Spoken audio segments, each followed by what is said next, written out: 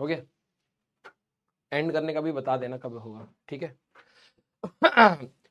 Good evening, good evening, good evening everyone. नमस्ते नमस्ते नमस्ते। तो कैसे हैं आप सभी लोग? जल्दी से बताइए कि क्या आप सभी लोगों को मेरी आवाज सही से सुनाई दे रही है? नमस्ते नमस्ते नमस्ते। Good evening, good evening, good evening. हाँ, आ जाओ आ जाओ आ जाओ भाई। क्या आप सभी लोगों को मेरी आवाज सही से सुनाई दे रही है? जल्दी से एक बार थम्स अप कर दीजिए। हाँ, जय श्री कृष्ण, राधे राधे, राम राम भाई। सारे आने जल्दी से आज ये क्लास में। मेरा नाम है राजवंत सिंह और मैं आप सभी का स्वागत करता हूं अर्जुना जेई 2025 बैच में। आज हमें करना है ऑसिलेशंस का लेक्चर नंबर 2। क्लियर है क्या? Yes yes yes, love you all. हाँ, आज एक्चुअली में अमित महाजन सर की क्लास नहीं होगी। कल मेरी वाली क्लास भी अमित महाजन सर ले रहे हैं। सर का आज आई थिंक कोई फंक्शन था, उसमें जाना था आज। तो आज सर की क्लास नहीं होगी, तो मेरी वाली क्लास सर वाली क्लास मैं ही लूंगा। तो आज हमारी 2 क्लासेस हैं। तो इंट्रोडक्शन वाला पार्ट बिल्कुल आराम आराम से हमारा आज यहां पर खत्म हो जाएगा। अब हमारे पास क्या रहेगा, ठीक है? कल वाली क्लास में अमित महाजन सर मेरी वाली क्लास को यूज करेंगे। क्लियर है क्या? Yes, love you all, love you all. नमस्ते नमस्ते नमस्ते। तो आज सुबह का जेई मेंस का जो शिफ्ट है, पहले उसको एक बार दिखा देते हैं आप लोगों को। जो जो क्वेश्चंस आए हुए हैं टाइप फॉर्म में मैं देता ही जा रहा हूं, ठीक है? सारे बच्चे, क्या हम लोगों ने इसके बारे में डिस्कशन किया है एक बार देख लेते हैं। 10 सवाल अभी तक जो आए हैं, ठीक है? 10 सवाल, फिर मीन फ्री पाथ करेंगे। पहले एक बार जेई मेंस के जो डिस्कशन है वो देख लेते हैं, क्या क्या है कंसेप्ट देख लेते हैं। ज्यादा समय नहीं लगाएंगे, इसको आराम से हम लोग डिस्कस कर रहे हैं जेई वाला चैनल पे, आपको चाहिए। अब बबल ऑफ रेडियस आर, सारे बच्चे कंसेप्ट बताना जरा, देखें कितने बच्चों को याद है। अगर ये 27 हमारे पास छोटे छोटे छोटे छोटे बबल्स में जाता है, एंड वर्क डन यहां पर जो आएगा that is equal to 10 joules हमारे पास आ गया है, ठीक है?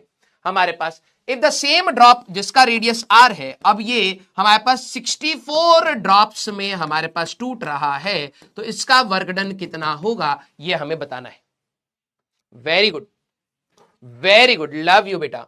ये हुई ना बात, ठीक है? वॉल्यूम कंजर्व होता था, ठीक है? तो आप क्या करते थे, कंसेप्ट बता देते और फॉर्मूला क्या लगाते थे, work done is equal to surface tension into T into delta A, यही तो लगाते थे। सरफेस एनर्जी का हमारे पास कंसेप्ट आता था। तो 4/3 पाई आर का cube equal to 27 times of 4/3 pi small R का क्यूब आप कर देंगे, ये और ये चला गया, r/3 हमारे पास नया रेडियस हुआ। तो ये जो वर्क डन है that is T into final area होगा 27 times of 4 pi small R का square minus 4 pi capital R का स्क्वायर, ये आ गया, ठीक है? इस वाले में 64 है, तो 4/3 पाई आर का क्यूब इज इक्वल टू हमारे पास 64 times of 4/3 pi R small R का क्यूब। आपको ये करना था बेटा, ये चला गया, तो आर बाय हमारे पास 4 आ जाएगा हमारे पास नया रेडियस।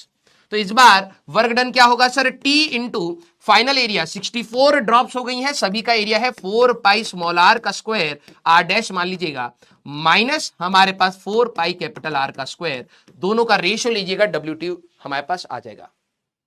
यस, तो ये हम लोगों ने क्लास में डायरेक्टली मैंने आपको बताया था भाई, ऐसे सवाल भी पूछे जाते हैं जब एक ड्रॉप बड़ी ड्रॉप छोटी ड्रॉप्स में टूट रही है, बबल कोइलीज करके हमारे पास उसमें जा रहे हैं, तो ये सवाल भी हमारे पास आ गया। यस, कंसेप्ट आपको देखना है कि क्लास में कंसेप्ट था। और सॉलिड सिलेंडर, कई बच्चे रोटेशन से डरते हैं, जरा ध्यान से सुनना। और solid cylinder of mass m, एक सॉलिड सिलेंडर है हमारे पास जिसका मोमेंट ऑफ इनर्शिया होता है हाफ m r का square, radius r is release from rest at the top of the incline plane making an angle 45 degree with the horizontal, assuming the cylinder rolls without slipping, find the acceleration. Acceleration का formula g sin theta upon 1 plus K square by R square, formula based बेटा। अब आप rotation छोड़ दोगे तो पगले कहलाओगे, ठीक है? Formula based. सर ये के कैसे निकालते थे, एम के स्क्वायर रख दीजिए, तो के स्क्वायर की वैल्यू आएगी आर स्क्वायर बाय 2, तो K square by R square that is equal to half, उठा करके यहां डालिए, थीटा की वैल्यू 45 डिग्री डालिए, आंसर आ गया, खत्म हो गया। अगला सवाल, स्प्रिंग ब्लॉक सिस्टम है टाइम पीरियड। अब अच्छा, अभी हम लोगों ने टाइम पीरियड वाला ये वाला मैंने रोक रखा है, इसको हम लोग आज ही क्लास में ही कर लेंगे क्योंकि आज हमें यही टॉपिक ही करना है, ठीक है? अगला सवाल जरा देखना, रोटेशन में आपको कराया गया था, a body of mass m is projected with the initial velocity. सारे बच्चे जरा बताना, कंसेप्ट आपको बताया था, v नॉट स्पीड, और मैंने कहा था 2-3 बार आ चुका है ये सवाल, क्लास में नोट्स खोल के देखना, मैंने इंटू 3 या 2 लिखा होगा, v not at an angle of 45 degree, ठीक है? XY प्लेन में find the angular momentum of the body at the highest point. क्या लगाते थे कंसेप्ट, जब ये हाईएस्ट पॉइंट पर है तो एंगुलर मोमेंटम हमें कैलकुलेट आउट करना है। यस क्या सिर्फ नोट्स इनफ है श्रेयास बेटा? मैं आपको समझा ही नहीं पाऊंगा, ठीक है। Angular momentum P into R perpendicular, top point पर वेलोसिटी होती है एम यू, मोमेंटम हो जाएगा एम यू कॉस ऑफ 45, और परपेंडिकुलर डिस्टेंस याद करिए एंगुलर मोमेंटम में जब हम लोग बात करते थे P इंटू आर परपेंडिकुलर, तो आर परपेंडिकुलर आपका मैक्सिमम हाइट आ जाएगा।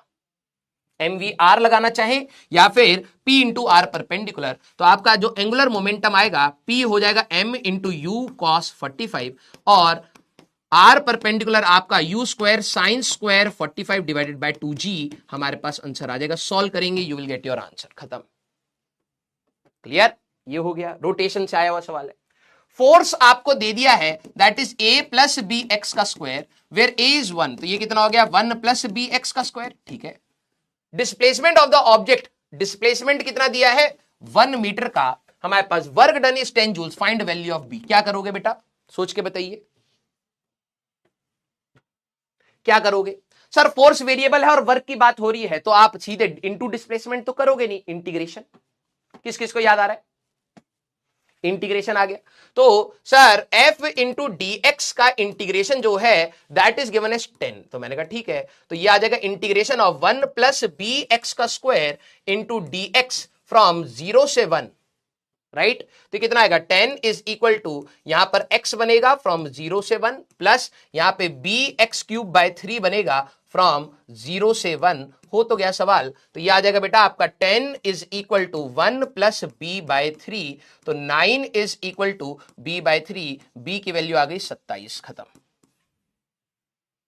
यस तो इंटीग्रेशन का लॉजिक बताया था, जब भी फोर्स वेरी करेगा वर्क डन अलग अलग आएगा, तो उन्होंने बी की वैल्यू पूछी है, तो 27 ऑप्शन आंसर आ गया, ठीक है। Satellite A is launch in an circular orbit, एक हमारे पास सैटेलाइट है जिसका रेडियस है आर और ये हमारे पास चक्कर काट रहा है, ठीक है, इसका टाइम पीरियड है T. Satellite B is launch in circular orbit of 1.03, अब देखो बहुत बड़ा रेडियस का तो डिफरेंस करा नहीं है, 1.03 हमारे पास रेडियस है और फिर ये हमारे पास यहां पर चक्कर काट रहा है टीबी। अब बोला है time period of B is greater than A by approximately कितना परसेंटेज में आपको बताना है। तो क्या लॉजिक लगाना चाहिए, रेडियस और time, very good, Kepler's law. तो सर मान लेते हैं T A is equal to proportionality है, ठीक है, तो आर ए की पावर 3/2 होगा, मैंने कहा हाँ, और दूसरा टीबी इज आर बी की पावर 3/2 होगा। मैंने कहा जरा इन दोनों का रेशियो ले लेना बेटा, या टीबी बाय टी ए ले लेते हैं, टीबी बाय टी ए की अगर आप बात करेंगे तो ये कितना आ जाएगा बेटा, आर बी इज 1 प्लस या 1.03 इंटू आर की पावर 3/2 डिवाइड बाय आर की पावर 3/2। यस अब सर इसको सॉल्व कैसे करेंगे हम लोग, ठीक है, बाइनोमियल लगा सकते हो, 1 प्लस हमारे पास 0.03 की पावर 3/2। किस किस को याद आया हमें, तो अगर मान लो इसका टी ए है, इसका कितना टाइम पीरियड होगा, तो अगर हम लोग देखें तो ये हमारे पास इतना आ रहा है, बाइनोमियल लगा सकते थे। सर ये तो बहुत ज्यादा छोटी वैल्यू है, आगे ले जाओगे तो ये कितना आ जाएगा बेटा 1 प्लस 0.09 डिवाइडेड बाय 2। क्लियर हो तो गया भाई सवाल। हमें डेल्टा टी बताना है, basically TB minus T A आपको यहां पर बताना है। तो अगर आप नोटिस करें तो हमारे पास जो यहां पर आया है that is TB by T A, और परसेंटेज एरर, हमारे को परसेंटेज एरर चाहिए डिवाइडेड बाय टी ए हमें चाहिए। तो मैंने कहा यार TB by T A that is equal to 1 plus 0.09 divided by 2 है। हाँ इसको इधर ले जाएं तो ये क्या आएगा, TB minus T A that, ये लो -1 डिवाइड बाय हमारे पास टी ए दैट इज 0.045 हमारे पास, ठीक है। तो ये क्या आएगा, delta T divide by T A that is 0.045, 100 से मल्टीप्लाई करोगे तो 4.5% का हमारे पास चेंज आ जाएगा। बस यही तो हो गया, क्लियर, 4.5%। अब जरा देख लो, जरा ये बताना इसमें क्या पूछा गया है, क्या पूछा गया है। An ideal monoatomic gas undergoes an isobaric process. The ratio of delta Q by delta U. क्या पूछा गया है जरा ये बताओ। सर अगर सिर्फ मैथ्स आ गई तो 250 प्लस, यस सारा कंट्रोल मैथ्स का है, फिजिक्स केमिस्ट्री हर बच्चा कर ले जाएगा अगर आपने नोट्स को ध्यान से सुना है, और मैथ्स में भी आपको पीवाईक्यूज ढंग से समझ आ जाए बस, वेरी गुड। अब कोई बच्चा बोल रहा है वर्क, ये एक्चुअली में सीपी बाई सीपी, भाई ये है heat, heat at constant pressure क्या होती है सर, एनसीपी डेल्टा टी, और मैंने कहा अच्छा ये हुआ, और इंटरनल एनर्जी तो हमेशा एनसीवी डेल्टा टी है, ठिशुम ठिशुम ठिशुम ठिशुम, सर गामा पूछा है, मोनो एटॉमिक का गामा कितना होता है, हमारे पास 5/3 खत्म, ए ऑप्शन, ये आपका थर्मोडायनेमिक्स से आया है, ठीक है।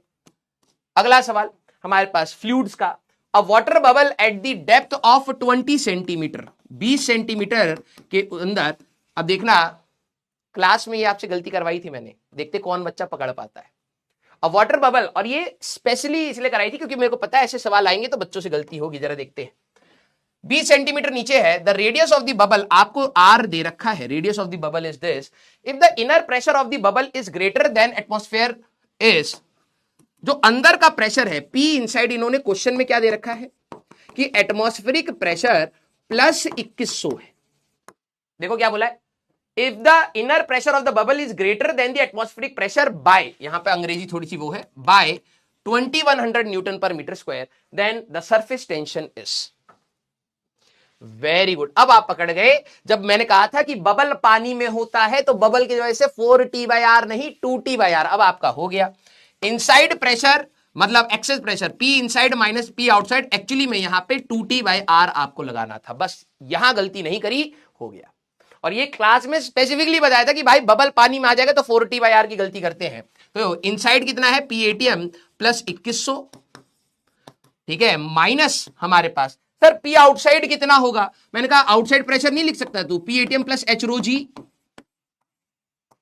हाँ सर, तो ये हो गया PATM plus H rho g equal to 2T/R, तो P ब्रैकेट ओपन करोगे PATM चला जाएगा 2100 माइनस हाइट कितनी है 20 इंटू 10 की power -2 into density 10⁻³ into 10 equal to 2T/1 into 10 की पावर -2, टेंशन आ जाएगा आपका, आंसर खत्म। यस, बाहर का प्रेशर जब एटमॉस्फेयर बोल रहे हैं तो यहां पर कितना है PATM है, तो प्रेशर इनसाइड लिक्विड कितना होता है sir PATM plus H rho जी, दोनों का प्रेशर का डिफरेंस क्या होगा 2T/R होगा। सर हमारे पास 4T/R क्यों नहीं, क्योंकि बबल इन अ लिक्विड एक ही सरफेस होता है, तो 2T/R, क्लियर। यस, तो सब कुछ स्टैंडर्ड यूनिट्स में लेके जाओ। रेडियस की वैल्यू आपको कितनी दे रखी थी, रेडियस इज 1 सेंटीमीटर, तो इसको कन्वर्ट कर लो 1 इंटू 10 की पावर -2 मीटर्स में, ठीक है। हमारे पास डेप्थ, ये भी मीटर्स में कन्वर्ट कर लो 20 इंटू 10 की power -2, density of water that is 10⁻³ जी की वैल्यू 10 हो जाएगा, क्लियर क्लियर, हाँ आई थिंक हाफ इसका आंसर है। इन अ प्रोसेस थर्मोडायनेमिक्स के दो सवाल, देखो मैंने कहा था ना कि हमारे पास रोटेशन के बराबर का वेटेज रखता है थर्मो, ठीक है। In a process pressure of the gas is directly proportional to the temperature, इसका मतलब क्या हुआ बेटा, then choose the correct option, pressure is directly proportional to temperature, इसका मतलब कौन सा प्रोसेस है। अब 10 सवाल हैं हमारे पास यहां पर, ठीक है, 25 सवाल है तो 50% तो 11वीं संभालती है, अब 10 सवाल भी करके आए तो भाई 40 मार्क्स तो ऐसे ही हैं, 40 मार्क्स आपके नोट से हैं, और ऐसी गारंटी दे रहा हूं कम से कम 40 मार्क्स आपको दोबारा 12वीं से मिलेंगे। भाई एक दो सवाल अगर ऊपर नीचे 80-90 मार्क्स तो यहां ला रहा है, 80-90 तो वहां लिया, 180 मार्क्स तेरे हाथ में ऐसे ही पड़े होते हैं, बच्चे फिर भी गलती करते हैं।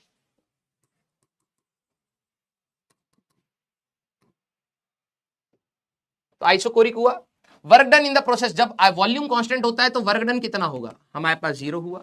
Internal energy increases with increase in temperature, ये तो ऑब्वियस सी बात है, delta U is equal to NCV delta T, ये स्टेट फंक्शन होता है और ये सिर्फ टेम्परेचर पर डिपेंडेंट होता है, बस टेम्परेचर डिपेंडेंट। इनका internal increases with increase in temperature, obvious सी बात है, तीनों हमारे पास सही है, खत्म हो गया सवाल, ठीक है, हो गया हमारे पास सवाल। इसके बाद लास्ट क्वेश्चन आपका ये है, अब ये भी आपको कराया गया है, बैंकिंग ऑफ द रोड्स। अब देखो फॉर्मूला सर मेरे को याद नहीं, तो भाई करना पड़ेगा, डायरेक्ट फॉर्मूला पूछ लिया है हमारे पास, find the maximum possible velocity given at the angle theta on the curved road of the radius r, ये वो Vmax की value banking of the roads, 10 सवाल 40 मार्क्स। अभी एक दो सवाल और जो बच्चे नहीं बता पाए, मैं मान रहा हूं 12 सवाल, ठीक है, 50 मार्क्स, 48 हो गए, और ऐसी बहुत आसानी से स्कोर कर ले जाओगे, बस स्ट्रेस नहीं लेना है, ठीक है। तुम्हारे में अगर कोई बच्चा मान लो अगले साल कहे भाई इस बार जेईई मेंस कठिन आएगा, सबके लिए होगा, पहली बात। और दूसरी बात, ऐसा नहीं है कि सारे सवाल कठिन हो जाएंगे, एक दो सवाल अगर मान लो इस साल कठिन आ रहे हैं तो हो सकता है 2-3 सवाल कठिन हो जाएंगे, लेकिन वो होंगे, सबके लिए होंगे फिर। और तुम जब एडवांस की तैयारी कर रहे हो वो इतने कठिन नहीं हो जाएंगे कि एडवांस के लेवल का आ जाएगा, थोड़ी सी कैलकुलेशन बढ़ा देंगे, थोड़ा सा वैसे बढ़ जाएगा, और कुछ नहीं होगा। क्लियर है क्या? यस।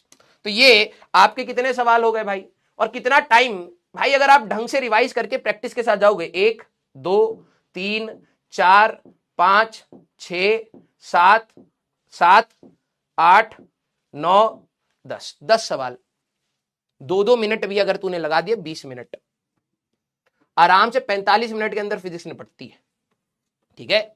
अब इसमें मैं कोई बोस्ट नहीं करूंगा भाई, लेवल ही ऐसा आ रहा है, तो मैं बस तुम्हें ये दिखा रहा हूं कि तुम्हें स्ट्रेस नहीं लेना है, ठीक है। बच्चों के अंदर दिक्कत ये होती है कि वो स्ट्रेस लेने लगता है, नहीं लेना है स्ट्रेस। सर टेस्ट में मार्क्स कम आ रहे क्योंकि तुमसे बहुत ज्यादा चीजें पूछी जा रही हैं, तुम्हें पढ़ाया भी बहुत ज्यादा जा रहा है, अब लेवल नीचे आ रहा है, तो आपको आराम से पढ़ना है। क्लियर है क्या? यस, हाँ या ना? वेरी गुड, ठीक है। चलिए, तो ऐसे ही आपको करना है। अब हम लोगों की बात यहां पर आती है, ऑसिलेशंस की बात मैंने आपको कही थी। आज एक और सवाल आया भी ऑसिलेशन का, वो वाला भी सवाल आज ही हम लोग, अगर हम लोग फेजर तक मोस्ट प्रोबेबली पहुंच जाएंगे, ठीक है, तो आज हम लोग उसके बारे में भी बात कर लेंगे, ठीक है। आप ही लोग उसको निपटाएंगे, देखना, ठीक है। Oscillations, position, velocity, acceleration and energy in A system, this is the first part. इसके बाद हमारे पास 4 पेंडुलम्स होते हैं। एक सिंपल पेंडुलम आ जाता है, स्प्रिंग ब्लॉक पेंडुलम आ जाता है, टॉर्सियोनल पेंडुलम एंड कंपाउंड। 4 पेंडुलम्स और पढ़ने, फिर चैप्टर खत्म। छोटा सा चैप्टर है ये, ठीक है।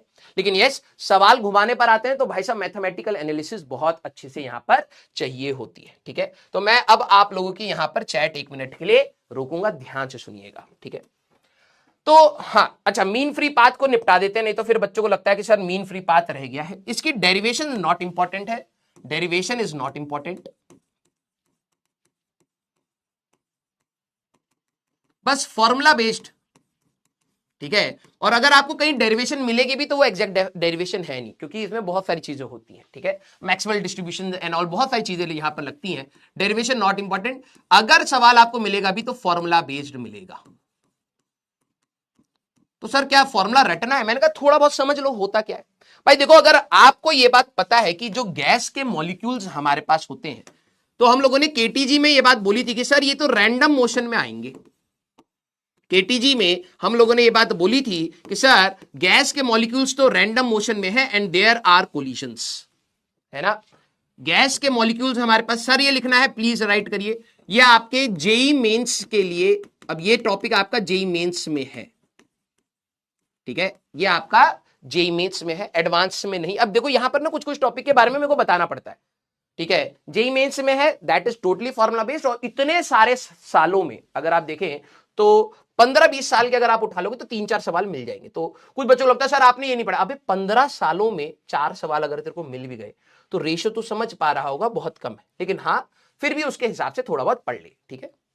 अब जो गैस के मॉलिक्यूल्स होते हैं आप लोगों को पता है, एक तो ये रैंडम मोशन में होते हैं, हाँ यस सर, एक तो ये रैंडम मोशन में है, प्लस इनके अंदर कोलिजन्स भी हमारे पास बहुत होते हैं, प्लस इनके बाद हमारे पास कोलिजन्स भी बहुत होते हैं। अब कोई मॉलिक्यूल जा रहा है, वो थोड़ा सा चलने के बाद टकरा गया दूसरे मॉलिक्यूल से, हो सकता है एक मॉलिक्यूल को बहुत सारा डिस्टेंस चलने के बाद कोलिजन हुआ, क्योंकि रैंडम है, तू नहीं बता सकता भाई हर कोई 5 सेंटीमीटर चलेगा फिर कोलिजन हो जाएगा, ऐसा नहीं बोल सकते। हो सकता है एक मॉलिक्यूल जा रहा है इसके साथ कोई कोलाइड ही नहीं करा, ये सीधे जाके दीवार से टकराया, हो सकता है एक मॉलिक्यूल जाकर के यहीं टकरा गया। तो सबके कोलिजन्स अलग अलग हैं, हर कोई अलग अलग लेंथ चल रहा है। तो मीन फ्री पाथ होता क्या है? मीन फ्री पाथ हमारे पास होता क्या है? This is the average distance travelled by molecule, ठीक है, travelled by molecule between two collisions,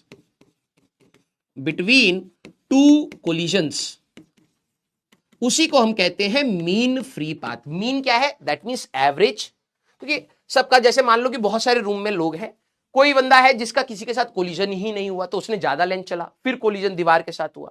हो सकता है मेरे आसपास ही कोई बंदा हो, मैं मूव करा, उसके साथ ही टकरा गया। हर पार्टिकल का जो डिस्टेंस बिटवीन टू कोलिजन है वो तो एक अलग अलग आएगा। यस, तो जब आप उनका एवरेज निकाल देते हो कि भाई on average her molecule 2 centimetre चलने के बाद कहीं ना कहीं टकरा रहा है। जैसे आपके स्कूल में मार्क्स आते हैं, एक सब्जेक्ट में आपके मार्क्स आए 90, एक में आए 30, एक में 65, एक में 73। जब आप स्कूल में जो आपकी परसेंटेज बताई जाती है वो तो एवरेज करी जाती है।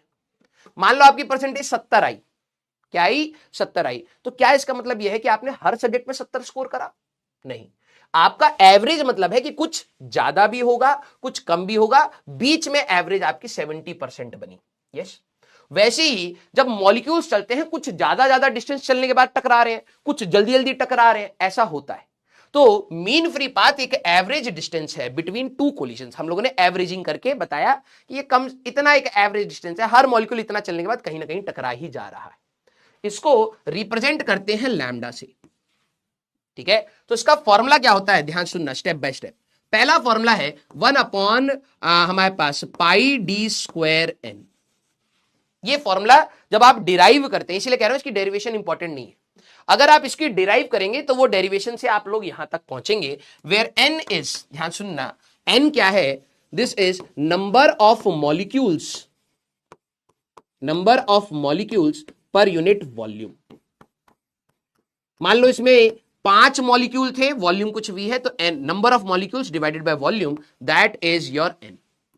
ठीक है, अब डिराइव करते हो तो आप यहां तक आते हो, and this is not the exact formula. ठीक है, फिर मैक्सवेल ने यहां पर करेक्शन करी।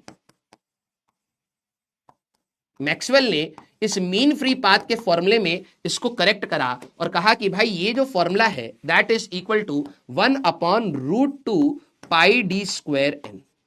सर डी क्या होता है? D is the diameter of molecule.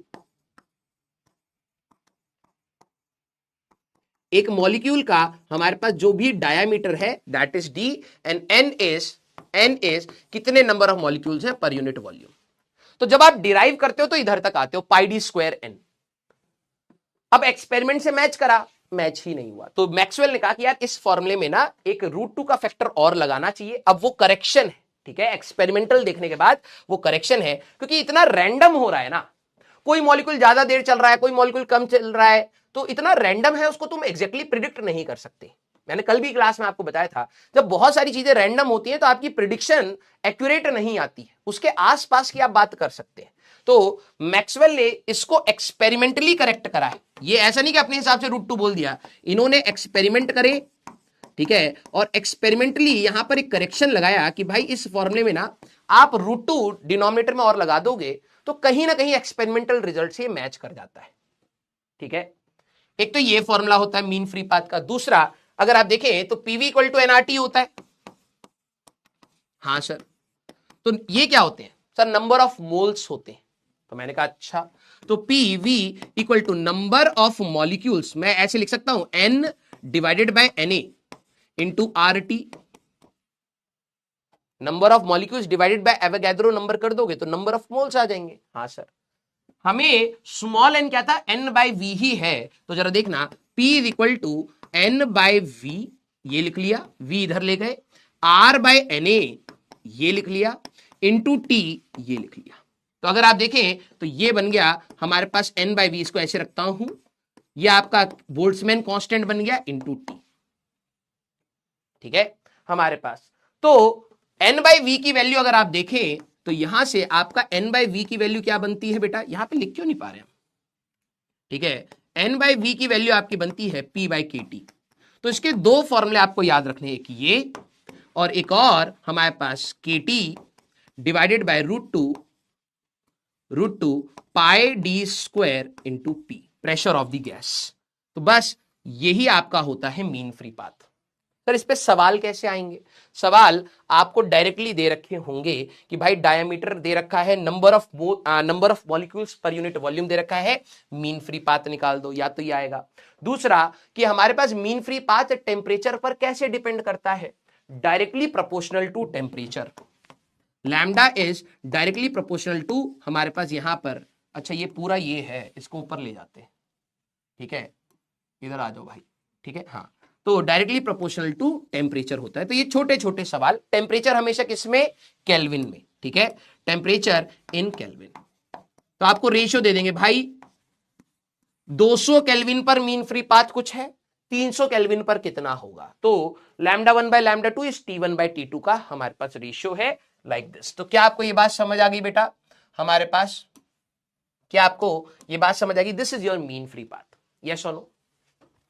Advance कैसा होगा वैष्णवी बेटा, देखो मैं आपको एक बात बोलूंगा, ठीक है, इस जर्नी को एंजॉय करो और चुपचाप पढ़ाई करो, अंतर्यामी मत बनो, ठीक है, वो काम हमें छोड़ दो, हम जो पढ़ा रहे हैं हमें पता है कि हम कितना रेलिवेंट पढ़ा रहे हैं, इररेलिवेंट हमें नहीं पढ़ना है। कई बच्चों को लगता है कि सर कठिन चीज करा दी ना तो वो हमारे लिए जेई एडवांस हो गया, नहीं बेटा, यहां पर ही हमारी सिग्निफिकेंस आती है, क्योंकि ओलंपियाड भी कठिन पूछता है, एडवांस भी कठिन पूछता है, और ओलंपियाड और एडवांस के सवालों में अंतर तेरे को पता ही नहीं चलेगा, तेरे को नहीं पता चलेगा, तेरे को लगेगा ये एडवांस है, हमें पता लग जाता है कि यार ये एडवांस नहीं पूछेगा, इस टाइप की कैलकुलेशन नहीं होती, इस टाइप की इमेजिनेशन नहीं होती।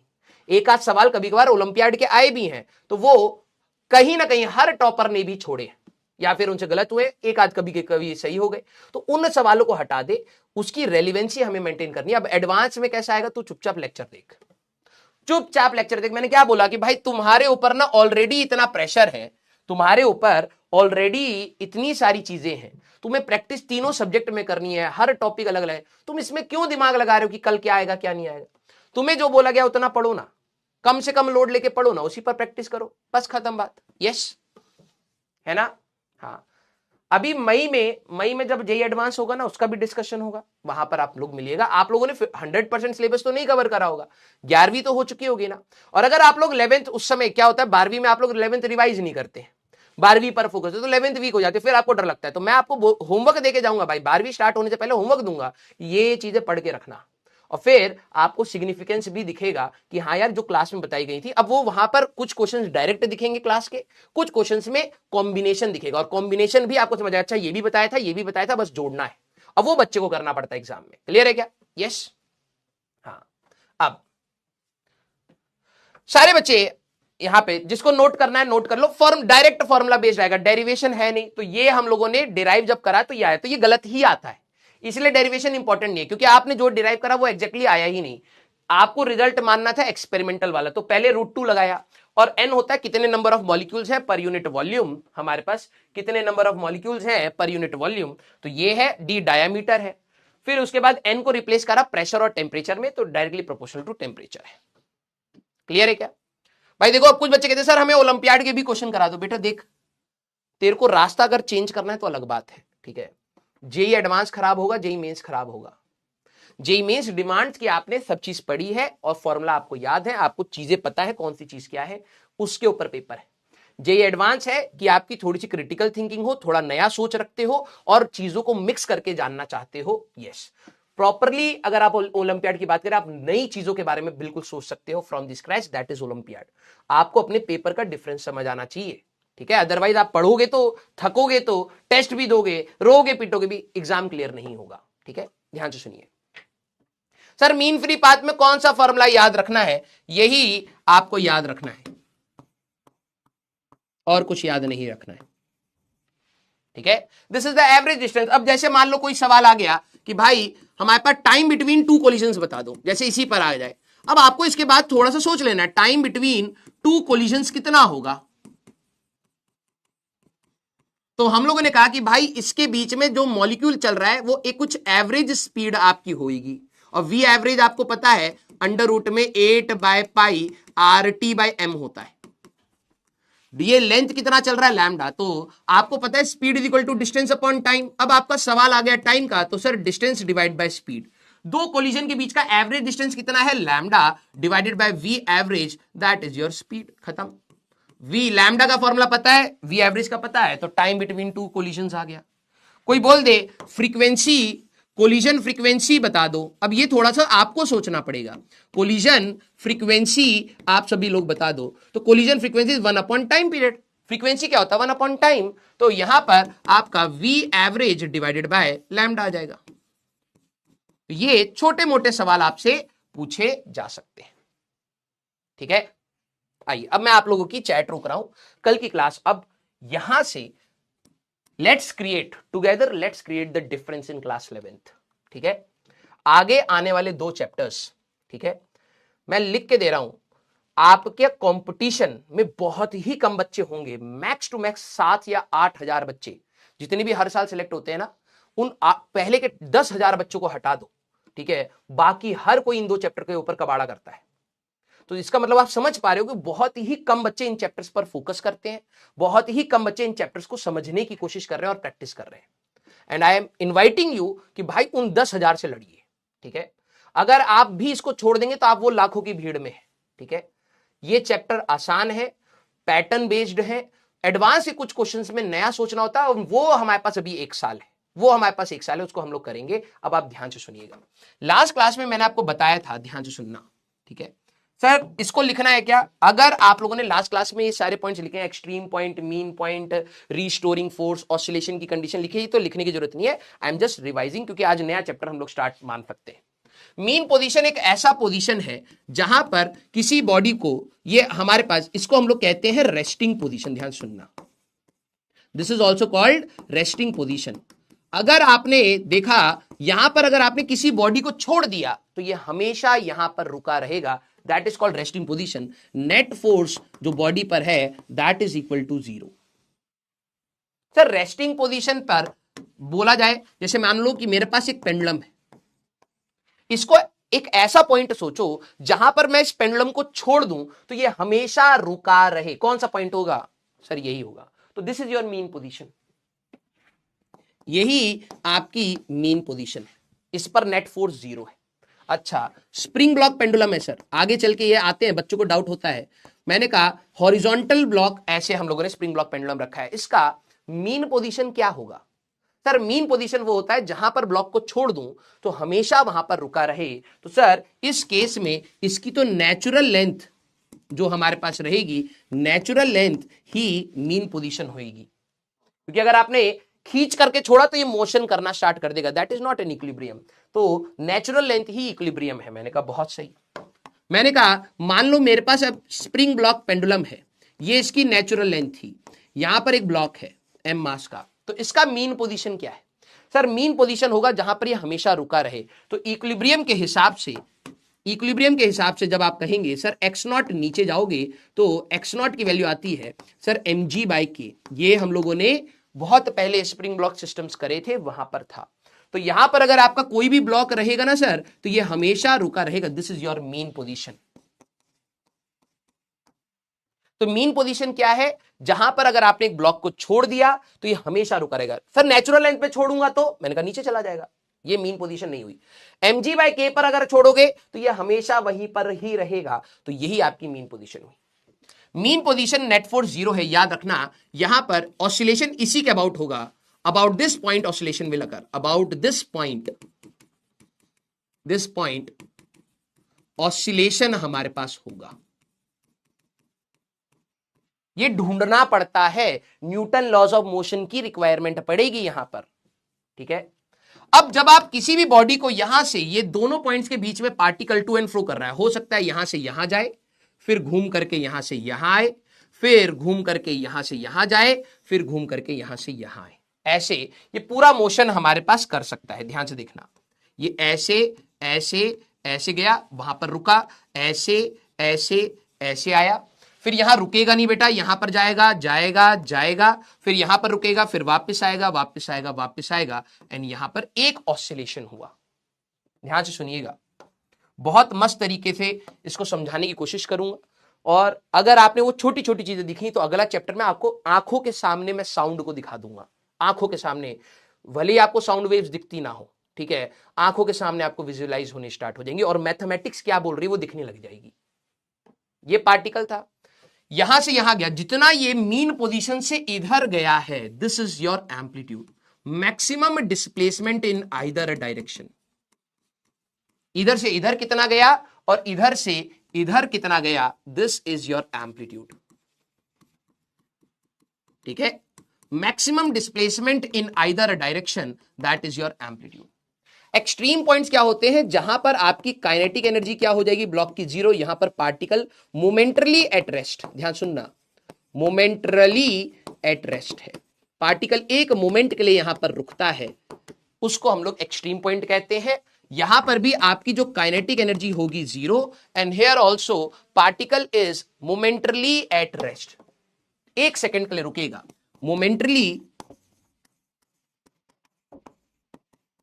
At rest. याद रखना, सबसे ज्यादा स्पीड आपकी कहां पर होगी? वी मैक्स आपको यहां मिलेगा। एक बार इधर से जा रहा होगा तो वी मैक्स इधर होगा, और जब इस साइड जा रहा होगा तो भी वी मैक्स होगा। तो मैक्सिमम काइनेटिक एनर्जी आपको किधर मिलेगी?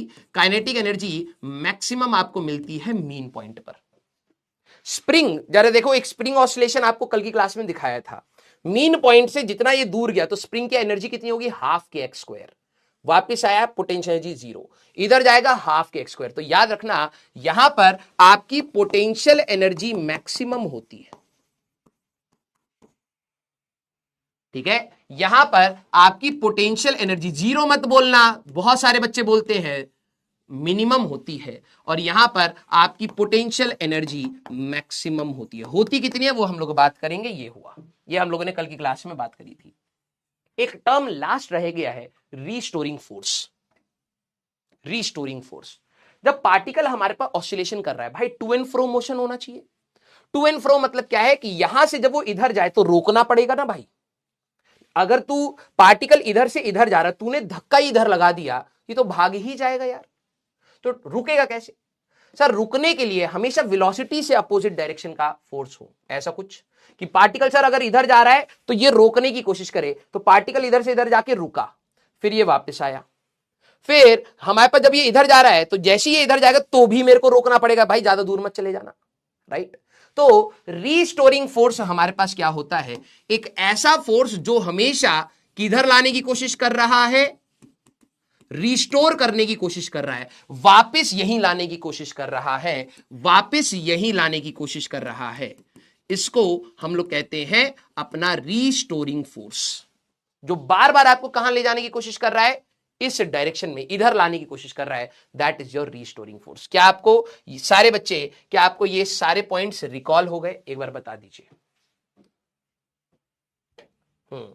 क्या आपको यहां पर ये सारे पॉइंट्स रिकॉल हो गए? तो प्लीज एक बार बता दीजिए। यस, कल की क्लास में यही सारी बातें करी थी, है ना? Very good. अब बात आते हैं कि sir what was the condition of oscillation. Condition of oscillation, कोई भी बॉडी ऑसिलेशन कर रही है, टू एंड फ्रो मोशन कर रही है, तो आप उसको लिखोगे कैसे? मैंने कहा था रीस्टोरिंग फोर्स। अब बेटा चैट कम से कम करना, मैं चैट बंद नहीं करूंगा, अब ये आपकी रेस्पॉन्सिबिलिटी, आप चैट कम से कम करिएगा। Restoring force should be equal to minus X की पावर एन, मैंने कुछ ऐसा लिखा था। और प्रोपोर्शनैलिटी कांस्टेंट अगर आपको लगाना है, ध्यान सुनना, प्रोपोर्शनैलिटी कांस्टेंट अगर आपको लगाना है तो माइनस के एक्स की पावर एन। ये अगर किसी बॉडी पर फोर्स ऐसा दिख जाए जिसमें एन की वैल्यू आपकी 1, 3, 5, 7, 9 एंड सो ऑन हो, तो ये हमेशा ऑसिलेशन होगा, हमेशा ऑसिलेशन होगा। ध्यान से सुनना। सर क्या कहना चाह रहे हो, मुझे फील नहीं आया। मैंने कहा एग्जाम्पल लो, क्योंकि मैथमेटिक्स ऐसे दिखती नहीं है। मान लो force is equal to -2x², एक ऐसा फोर्स है, और एक फोर्स है force is equal to -3x की पावर 5, एक ऐसा फोर्स है। अब मैं आपसे पूछूं कि भाई इन दोनों में से कौन सा ऑसिलेशन कराएगा? Which one is oscillation? By odd number. अब सवाल यही बनता है, सर आपने 1357 के बारे में ही बात क्यों करी? अब मैंने कहा उसको समझना पड़ेगा। अब which one of these is oscillation? एक एग्जाम्पल ये है, एक एग्जाम्पल ये है। अब ध्यान से सुनना, ऑड और इवन का कंसेप्ट। मैंने कहा यार मान लो यहां पर x की वैल्यू 0 डालूंगा तो फोर्स 0 आएगा। हाँ sir, that means mean position आपकी कौन सी हुई? x equal to 0। ये बात पता लग गई? हाँ। मैंने कहा अगर x की वैल्यू 0 है तो ये मीन पोजीशन है, नेट फोर्स आपका यहां पर 0 आएगा। ठीक है, सारे बच्चे बताना, अगर x की वैल्यू, मैं पार्टिकल को यहां से यहां ले गया, फोर्स की डायरेक्शन क्या आएगी? अगर मेरा x पॉजिटिव है तो फोर्स की डायरेक्शन क्या आएगी? अब कई बच्चों ने ये दो देख लिया, सर ऑड है तो ऑड में ही ऑसिलेशन होगा। मैंने कहा हाँ, क्यों होगा? अगर कोई 9वीं 10वीं क्लास का बच्चा आके आपसे पूछे तो एटलीस्ट आपके अंदर एक लॉजिकल सेंस होनी चाहिए इसको समझाने के लिए। तो अब मैं आपसे पूछूं कि भैया अगर x की वैल्यू पॉजिटिव है तो फोर्स आपका कैसा होगा? सर अगर आप x की वैल्यू पॉजिटिव डालोगे तो फोर्स विल बी -2 पॉजिटिव का स्क्वायर, तो सर ये नेगेटिव आएगा। अच्छा, फोर्स तो वेक्टर है। हाँ सर, नेगेटिव मतलब फोर्स इस डायरेक्शन में है, नेगेटिव आया मतलब पार्टिकल सर अगर इधर जाएगा ना तो फोर्स उसको रोकने की कोशिश करेगा, जाके कहीं ना कहीं तो रुकेगा। मैंने कहा अच्छी बात है। जरा यहां पर देखना, अगर मेरा x नेगेटिव हुआ तो जरा फोर्स की बात करें तो सर फोर्स आएगा -2 नेगेटिव का स्क्वायर, तो ये पॉजिटिव हो गया सर, फोर्स आ गया negative. That means negative means vector quantity. अगर ये बॉडी यहां होती तो भी फोर्स कैसे लगता? ऐसे लगता। अब मेरे को बताओ, क्या ये टू एंड फ्रो मोशन करेगा? सर नेगेटिव ऑड हो सकता है? नहीं। ठीक है, हमारे पास पॉजिटिव ऑड इंटीजर्स रहेंगे। ठीक है, अब सारे बच्चे जरा ये चीज सोचना, इसका अगर किसी बॉडी पर ऐसा फोर्स लग रहा है तो no to and fro motion, to and fro motion हो ही नहीं पाएगा बेटा। पार्टिकल को रुकना जरूरी था, तो ये ऑसिलेशन कभी होगा ही नहीं। यहां से यहां पार्टिकल जा रहा है, रुक रहा है, जैसे ही रुकेगा इसके बाद फोर्स लग रहा है, फोर्स लग रहा है, फोर्स लग रहा है, यहां के बाद तो ये इस डायरेक्शन में ही चला जाएगा, कभी भी टू एंड फ्रो मोशन नहीं होगा। इवन पावर्स, अब ध्यान सुनना, हमेशा x की जगह 4 होता, वो 2 की जगह 4 होता, तब भी यही कहानी बनती। 6 होता तब भी यही कहानी बनती, 8 होता तब भी यही कहानी बनती। तो इवन पावर्स में टू एंड फ्रो मोशन होता ही नहीं है। यस, जरा अब देखते हैं, सर इसमें हो जाएगा ऑड में? मैंने कहा हाँ। जरा देखो सारे बच्चे, जरा यहां पर नोटिस करना, x की वैल्यू 0 डालेंगे तो सर फोर्स 0 आ रहा है। मैंने कहा हाँ, तो मीन पोजीशन आपकी क्या हो गई? सर x की वैल्यू 0 हो गई। मैंने कहा अच्छा, दैट मींस अगर आप x की वैल्यू 0 से इसको पॉजिटिव x पर लेके जाओ, फोर्स बताना, फोर्स कैसा आएगा सारे बच्चे? तब फोर्स हमेशा वेलोसिटी का अपोजिट होगा? नहीं, रुकने के लिए तो होना ही चाहिए, क्योंकि पार्टिकल को रोकना है दोनों साइड में। तो जब वो एक्सट्रीम पॉइंट पर जा रहा है तो फोर्स उसकी अपोजिट होना चाहिए। वापस आते समय तो स्पीड अप करेगा ना बेटा, वापस आएगा जब, है ना। तो अभी जरा यहां पे समझना, x पॉजिटिव हुआ तो सर -3 इंटू पॉजिटिव का स्क्वायर बनेगा। मैंने कहा सर फोर्स आ गया नेगेटिव। मैंने कहा अच्छा, दैट मींस सर फोर्स तो वेक्टर क्वांटिटी है, माइनस तो इसका सर डायरेक्शन बताएगा, फोर्स ये आएगा सर। मैंने कहा अच्छा, तो रुकेगा। जरा x की वैल्यू सर अगर आप नेगेटिव डाल रहे हो, x की वैल्यू अगर आपने सर नेगेटिव डाली तो हमारे पास जरा देखना इस पर फोर्स किस डायरेक्शन में लग रहा है, तो फोर्स आएगा, अगर आप सभी लोग खुद से भी ट्राई करते तो -3 इंटू नेगेटिव का स्क्वायर सर, तो ये पॉजिटिव बन जाएगा। सर फोर्स आया हमारे पास यहां पर, ये पावर 5 है, सॉरी यहां पर पावर 5 है और यहां पर पावर 5 है, तो माइनस की पावर 5 करोगे तो हमारे पास क्या रहेगा सर? नेगेटिव ही रहेगा। तो ये नेगेटिव इंटू नेगेटिव पॉजिटिव आ जाएगा sir. That means direction positive हो गई, तो अब ये इधर भी रुकेगा। समझ रहे हो? इधर गया तो फोर्स नेगेटिव है, रोकने की कोशिश करी, रुक गया, फिर वापस आया। ठीक है, इधर गया तो फोर्स इस डायरेक्शन में, तब जाकर के रुकेगा। तो यहां पर भी आपका एक्सट्रीम बनेगा, यहां पर भी आपका एक एक्सट्रीम बनेगा, टू एंड फ्रो मोशन हो गया, टू एंड फ्रो हमारे पास हो गया, तो इसीलिए ये ऑसिलेशन है। यस, अभी रुक जाओ बेटा, ये सवाल क्या रीस्टोरिंग फोर्स हमेशा इसके अपोजिट होगा नहीं होगा, अभी रुक जाओ, अभी बहुत डिटेल बात करनी है।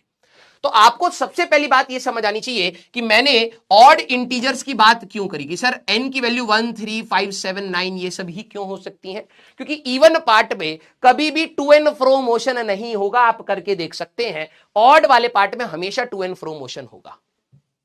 क्लियर? पहली बात।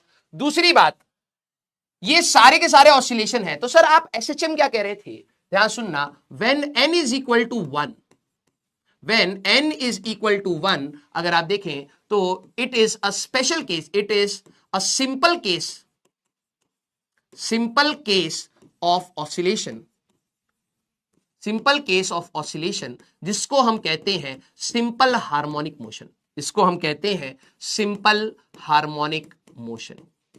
हमारे सिलेबस में सिर्फ n की वैल्यू 1 ही होगी, simple harmonic motion। क्लियर हुई क्या बात? एंड हमारे लिए सिलेबस में SHM ही है, हमारे सिलेबस में आपको SHM ही पढ़ना है। सर n का मतलब क्या होता है? n पावर है यार, n की वैल्यू कुछ भी हो सकती है, 1 3 5 7 9। सर इवन क्यों नहीं हो सकती? क्योंकि टू एंड फ्रो मोशन नहीं होगा इवन में, ऑड में तो सर पावर कुछ भी हो सकती है। मैंने कहा हाँ, तो 1 3 5 7 9 तो ये सारे ही ऑसिलेशंस होंगे। यस, लेकिन हमें क्या पढ़ना है? हमें इसका सबसे सिंपलेस्ट केस पढ़ना है। ऑसिलेशन का सबसे सिंपलेस्ट केस कौन सा होता है? सिंपल हार्मोनिक मोशन, वर्ड में लिखा हुआ है सिंपल, तो सबसे सिंपल केस है n की वैल्यू 1। तो याद रखना कंडीशन ऑफ SHM, या पहले बात करते हैं कंडीशन ऑफ ऑसिलेशन क्या होती है। सर कंडीशन ऑफ ऑसिलेशन है हमारे पास, ठीक है, कंडीशन ऑफ ऑसिलेशन है हमारे पास, restoring force should be in order of x की पावर n ऐसे, और n की वैल्यू 1 3 5 7 9 एंड सो ऑन ये होती है। मैंने कहा अच्छा, तो कंडीशन ऑफ SHM क्या होता है? Condition of SHM simple harmonic में क्या होता है? सर n की वैल्यू जब 1 होती है, जब भी आपका restoring force minus k x के ऐसे दिखेगा, this is the condition of SHM। n की वैल्यू जब हमारे पास 1 होती है उसको हम लोग SHM कहते हैं। क्लियर हुआ क्या? यस और नो? हाँ या ना? याद रखना ऑल ऑसिलेशंस, ये ऐसे सवाल मिलते हैं, ऑल ऑसिलेशंस या ऑल SHM, जितने भी SHM हो रहे हैं आर ऑसिलेशंस, जितने भी SHM है सारे के सारे ऑसिलेशंस होते हैं। But all oscillations are not SHM, oscillations are not SHM। SHM oscillation ही है, तो जितने भी SHM हो रहे हैं सब ऑसिलेशन है, लेकिन सारे ऑसिलेशन क्या SHM हुए? नहीं। जब n की वैल्यू 3 थी तो उसको SHM नहीं बोलेंगे, ऑसिलेशन बोलेंगे। n की वैल्यू 5 थी तो SHM नहीं बोलेंगे, ऑसिलेशन बोलेंगे। तो ये स्टेटमेंट आपके लिए इंपॉर्टेंट है। क्लियर है क्या? यस, तो ये हुआ हमारे पास। अब देखो यहां पर मैथ्स आएगी, एंड मैथ्स इतनी स्मूथली आएगी। किस किस को साइन कॉस से बहुत डर लगता है, पहले बता दीजिए।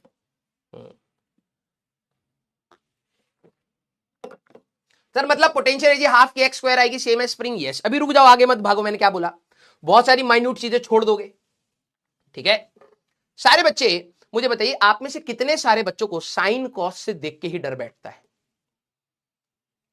Not me, not me, not me. बहुत अच्छी बात, जिनको नहीं डर लगता है, कुछ बच्चों को लगता होगा, मेरे जैसे लोगों को, ठीक है।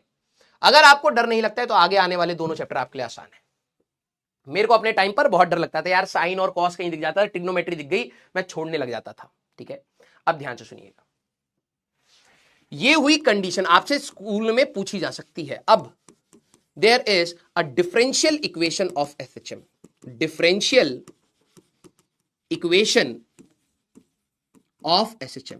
ध्यान सुनना, सर ये क्या आ गया अचानक से? कुछ नहीं आया, रुक जा, मेरे को आपकी ना चैट रोकनी ही पड़ेगी, क्योंकि अब कहां गया वो, ठीक है, क्योंकि अगर आपने इनको थोड़ा सा भी कॉम्प्लिकेट करा चीजें खराब होती हैं। ध्यान सुनिएगा, sir differential equation of SHM क्या है?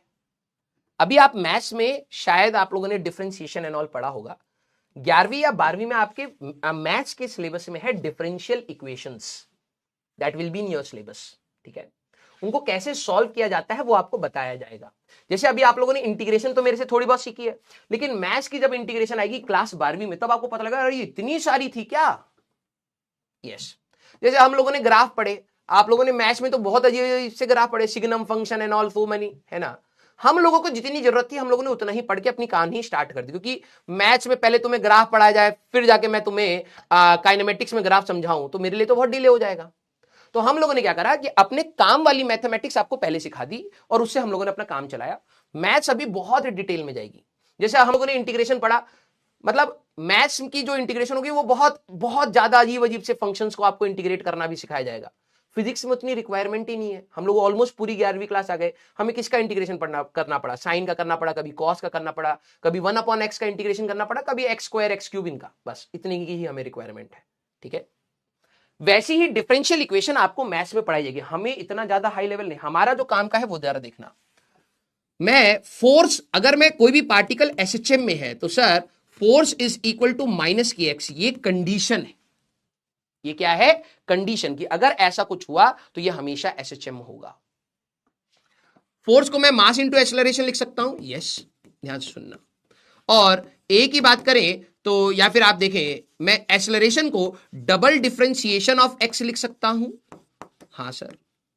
और इसको ऐसे लिख लीजिए माइनस के एक्स, और इसको इधर ले आए तो m is m d square x by d t का square plus k x is equal to 0, ऐसे आया।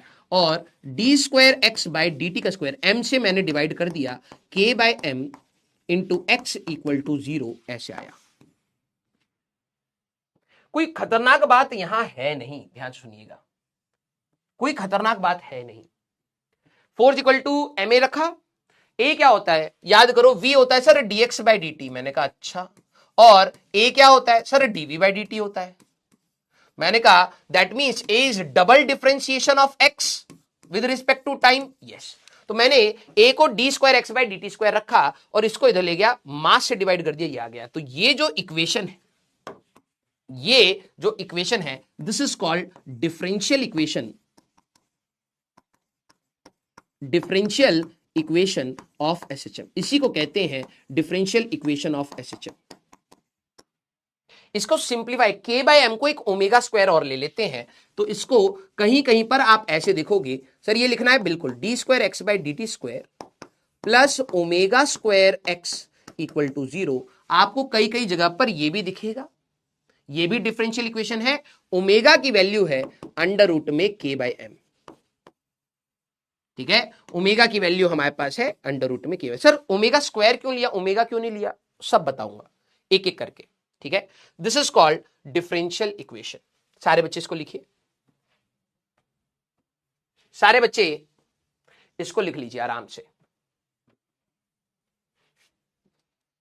ठीक है। यस सर, बताना क्या चाह रहा है पहले एक बार लिख के डन लिखो, और बिल्कुल फोकस से सुनना है आज की क्लास। कैन यू रिपीट, देखो मैथमेटिकली अब क्या रिपीट करूंगा, यही इक्वेशन है ना। बताना क्या चाह रहा है, फिजिक्स एक बार जोड़ेंगे, तो मेरे को एक बार बताना। ये आप लोगों ने लिख लिया, डन लिखना एक बार लिखने के बाद, ठीक है। अब अरे बताना क्या चाह रहा है, अब आप मेरे को बताओ 1,1 lies on 2y plus 3x equal to 5, true और फॉल्स। सारे बच्चे जरा एक बार बताना।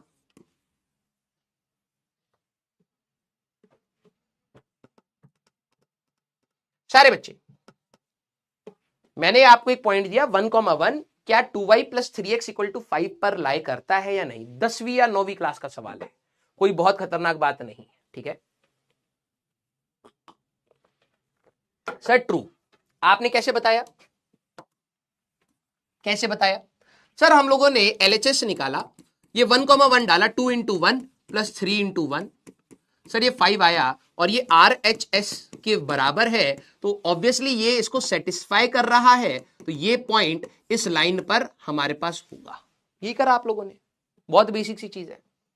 अब समझना, मैं ऐसे ही आपको एक पॉइंट दे दूं कि क्या x square by 4 plus y square by 9 equal to 1, ये इलिप्स की इक्वेशन है, यस। मैंने कहा क्या 1,1 इस पर लाई करता है, इलिप्स पर लाई करता है।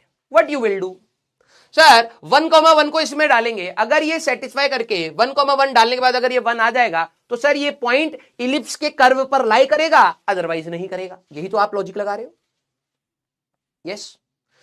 एक्चुअली में ये एक आपकी स्ट्रेट लाइन है, ये आपका क्या है, एक इलिप्स है, ऐसी सर्कल है, पैराबोला है, हाइपरबोला है, and so on, so many functions are there, right.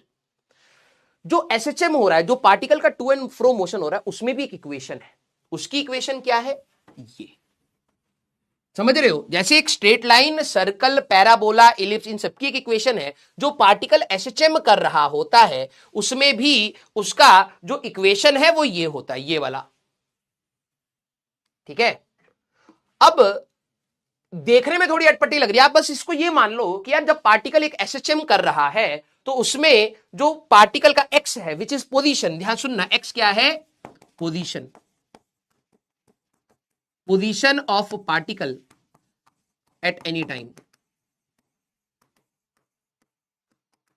तो ऐसा कोई भी पार्टिकल अगर एसएचएम कर रहा होगा तो उसका पोजीशन समय के साथ वेरी करेगा। हाँ, तभी तो टू एंड फ्रो हो रहा है ना भाई। तो वो जो पोजीशन है इस इक्वेशन को सेटिस्फाई करना चाहिए। सर ये पाथ की इक्वेशन है, नहीं, ये एक्स की इक्वेशन। जो आपका एसएचएम हो रहा है वो तो वन डायमेंशन हो रहा था। ध्यान से समझिए, अगर मैं यहां पर आपको सिमुलेशन में, अच्छा यार ये बंद हो जाता है ना, बार बार रिस्टोर करें तो खुल जाएंगे हमारे पास। हाँ, ध्यान समझना, हमारे पास जब मैं इस सिमुलेशन की बात यहां पर कर रहा हूं, ठीक है, ब्राइटनेस थोड़ी सी ज्यादा होगी, ठीक है, यहां पर आपकी ब्राइटनेस मैं थोड़ी सी कम कर देता हूं, जरा ध्यान से समझना। जब ये पार्टिकल यहां पर एसएचएम कर रहा है, सर आपको कैसे पता है एसएचएम कर रहा है? मैंने कहा जब ये मीन पोजीशन से इधर जाएगा तो इसके ऊपर खींचने वाला फोर्स कितना है, kx, तो एसएचएम है। तो क्या जब ये एसएचएम कर रहा है किसी सर्कल में चल रहा है, पैराबोला पे चल रहा है, इलिप्स पे चल रहा है? नहीं, ये हमारे पास सर वन डायमेंशन में चल रहा है। तो क्या इसकी पोजीशन समय के साथ वेरी कर रही है? हाँ सर। तो मैंने कहा जो ये वेरी करेगी ना वो उस इक्वेशन को सेटिस्फाई करनी चाहिए। क्या आपको ये बात समझ आई कि जो भी पार्टिकल की पोजीशन वेरी करेगी वो इस इक्वेशन को सेटिस्फाई करनी चाहिए? समझ आई?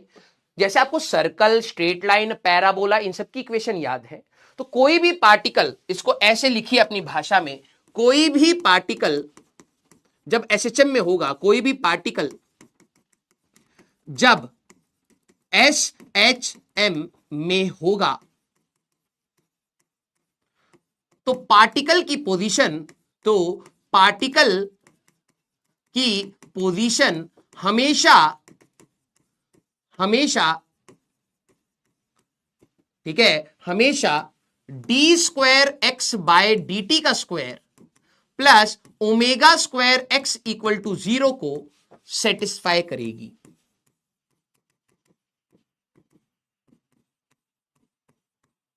को हमेशा सेटिस्फाई करेगी, ये है। Clear? Just like equation of trajectory in a projectile, बिल्कुल ठीक है, समझ आई बात? अब हम लोग ना मैथ्स वालों के पास गए। देखो ये पार्टिकल बार बार, ध्यान से सुनना, ये पार्टिकल बार बार टू एंड फ्रो मोशन कर रहा है। थोड़ी ब्राइटनेस ज्यादा, बार बार इसको ना कैसे कर लेते हैं, ठीक है, ध्यान सुनना, ये पार्टिकल बार बार टू एंड फ्रो मोशन कर रहा है। ध्यान सुनना, मैथमेटिक्स कैसे, बिना मैथमेटिक्स के ये चैप्टर नहीं है। मैंने मैथ्स वालों को बोला कि यार जब पार्टिकल यहां मोशन कर रहा है तो इसका पोजीशन टाइम के साथ डिपेंड होना चाहिए। तो मैथ्स वालों ने कहा हाँ, क्योंकि समय के साथ पोजीशन वेरी कर रहा है। मैंने कहा मेरे को एक ऐसा मैथमेटिकल फंक्शन बताओ, मेरे वर्ड्स को सुनना, मेरे को एक ऐसा मैथमेटिकल फंक्शन बताओ जो पीरियोडिक हो, और इसके बारे में सही बता दे। मेरे वर्ड्स को सुनना। हम लोग तरुण सर के पास गए और मैंने कहा कि सर देखो ये पार्टिकल चल रहा है। कह रहा है आपने काइनेमेटिक्स में पढ़ा है तो x equal to t square, तो वेलोसिटी निकालो, एक्सेलरेशन निकालो। मैंने कहा हाँ। x equal to 2t square plus 3t cube, तो वेलोसिटी निकालो, एक्सेलरेशन निकालो। मैंने कहा हाँ। मैंने कहा सर टी स्क्वायर ना पैराबोलिक है, वो वहां पर पार्टिकल की पोजीशन जाती जा रही है। मुझे एक ऐसा फंक्शन बता दो जो कहीं ना कहीं पीरियोडिक हो, एक समय के बाद बार बार रिपीट करे, क्योंकि यहां पर पार्टिकल एक बार आया, फिर कुछ समय के बाद फिर से आएगा, फिर कुछ समय के बाद फिर से आएगा। तो मेरे को मैथ्स में तो बहुत सारे फंक्शन है। वेरी गुड, अब आप पकड़ पा रहे कि यहां से साइन और कॉस क्यों आया। तो मैंने उनको बोला कि सर मेरे को एक मदद करो कि मेरे को ना एक मैथमेटिक्स का एक ऐसा फंक्शन दो जो पीरियोडिक हो, जो बार बार रिपीट कर रहा हो। तो तरुण सर ने कहा सर मैथ्स में तो बहुत सारे पीरियोडिक फंक्शन है, सारे बच्चे दिल बनाइए। मैथ्स में तो बहुत सारे पीरियोडिक फंक्शंस होते हैं, सिर्फ साइन कॉस की बात नहीं आई। अब बात आएगी कि हमने साइन और कॉस क्यों पकड़ा, उसको बारे में हम लोग बात करेंगे, ठीक है। अब इसकी मैथमेटिक्स को समझना। नॉर्मली टीचर क्या करते हैं, ये आया इसी में x equal to a sine, क्यों, अब वो समझना। मैथ्स वालों को बोला कि सर मेरे को इस मोशन को समझाने के लिए कोई पीरियोडिक फंक्शन दे दो। तो उन्होंने कहा यार मैथ्स में तो बहुत सारे पीरियोडिक फंक्शंस होते हैं, हम लोग मैथ्स में तो सवाल भी करते हैं कि भाई इसका टाइम पीरियड कितना होगा, इसका टी निकालिए, है ना। अब उन्होंने कहा कि सर देखो मेरे पास तो लिस्ट पड़ी है, इसमें से जो आपको यूज करना कर लो। तो मैंने क्या करा, मैंने कहा भाई देखो मेरे को पास तो, मैथ्स वालों के पास तो बहुत सारे पीरियोडिक फंक्शंस हैं, लेकिन उनमें से कौन एसएचएम को प्रूव करेगा जो इसको सेटिस्फाई कर जाएगा। अब बताइए हाँ या ना। भाई जैसे मैंने आपको बोला कि भाई 1,1 क्या 2x plus 3y equal to 5 पर लाई करता है? यस। ऐसे तो बहुत सारे पॉइंट है, 2,1, 3,2, -1,4, ऐसे बहुत सारे पॉइंट्स हैं। कौन इसको सेटिस्फाई करेगा? जो इसकी इक्वेशन को सेटिस्फाई कर जाएगा वो स्ट्रेट लाइन पर होगा। तो पूरी मैथ्स में जितने भी हमारे पास पीरियोडिक फंक्शंस थे, ध्यान सुनना, मैथ्स में जितने भी पीरियोडिक फंक्शंस थे मैंने सर से लिस्ट ले ली और मैंने कहा भाई इनमें से वही एसएचएम होगा जो इसको सेटिस्फाई करेगा। समझ रहे हो? तो अब जरा ध्यान सुनना, देयर आर सो मेनी, मैं पूरी कहानी लिख रहा हूं, there are so many periodic functions, so many periodic functions, ठीक है, विच जो हमारे पास which represents a periodic function, मतलब बार बार रिपीट होते हैं। तो मैथ्स वालों के लिस्ट में से हम लोगों ने चोरी करी, ठीक है क्या? अगर सारे बच्चे जरा देखना, x equal to a sine omega t plus 5, अगर मैं आपको ये फंक्शन दे दूं, मैथ्स वालों ने दिया कि सर आप इसको रख करके देख लो या इसको रख करके देख लो, ए कॉस ओमेगा टी प्लस 5, उन्हीं की लिस्ट में से मैंने एक ये फंक्शन निकाले। सर फाई क्या है, ये क्या है? मैंने कहा भी रुक जा भाई, उन्होंने लिस्ट दी, इतने सारे पीरियोडिक फंक्शन है सर हमारे पास, tan का भी है हमारे पास, tan x भी हमारे पास पीरियड। मैंने कहा ठीक है, लिस्ट मिल गई, उनमें से हम लोगों ने इन दोनों को पकड़ा। जरा ध्यान सुनना, सर आपको कैसे पता ये एसएचएम रिप्रेजेंट करेंगे? मैंने कहा भाई मेरे को नहीं पता, मैं तो इसको सेटिस्फाई करा करके देखूंगा। सर ये नोट कर रहा है? बिल्कुल नोट करिए, गधे हो क्या? ठीक है, हम लोगों ने उस लिस्ट में से दो ही निकाले। जैसे अब मैं इसको, सर इसको कैसे सेटिस्फाई करेंगे? मैंने कहा dx बाई dt निकालो। सर dx बाई dt एक कांस्टेंट है, यस। साइन का differentiation sir cos omega t plus 5 बनेगा, चेन रूल लगाना पड़ेगा। और सर अंदर वाले का डिफरेंशिएशन करेंगे विद रिस्पेक्ट टू टी, तो सर ओमेगा और आ जाएगा, 5 का डिफरेंशिएशन 0, तो ये आ गया sir a omega cos omega t plus 5। मैंने कहा ठीक है भाई, ध्यान से देखना, मैंने कहा d square x by d t square निकालो, डबल डिफरेंशिएशन करो, तो सर ये आ जाएगा ए ओमेगा, हमारे पास बाहर निकाला, कॉस का डिफरेंशिएशन है sir minus sign omega t plus 5। मेरे वर्ड्स को ध्यान से सुनोगे, अपने आप चीजें क्लियर हो जाएंगी। और फिर चेन रूल लगाओगे बेटा, ओमेगा टी प्लस 5 का जरा डिफरेंशिएशन करना विद रिस्पेक्ट टू टी। कुछ बच्चे कहते हैं सर ओमेगा कहां से आ गया? अबे इसका चेन रूल लगाएगा, डिफरेंशिएशन करेगा, ओमेगा आएगा, टी का डिफरेंशिएशन 1, 5 एक कांस्टेंट है तो डिफरेंशिएशन 0, ओमेगा ही तो आएगा। तो जब तूने एक और बार करा तो यहां पर ओमेगा और आया, तो ये कितना आ जाएगा बेटा? Minus a omega square sine omega t plus 5, ये आया, ठीक है, ये हमारे पास आया।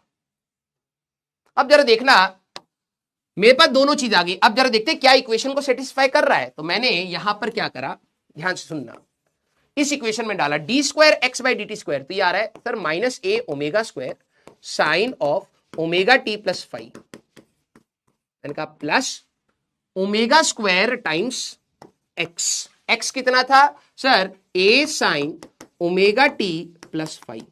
अगर आप देखें 0 आ गया, और हमारे पास अगर ये देखा जाए, ये हमारे पास 0 आ गया, दिस ये रिप्रेजेंट्स एसएचएम, ये एसएचएम को रिप्रेजेंट करेगा। क्लियर हुई क्या बात? बेटा मैथ्स को थोड़ा सा दिमाग से चलाना।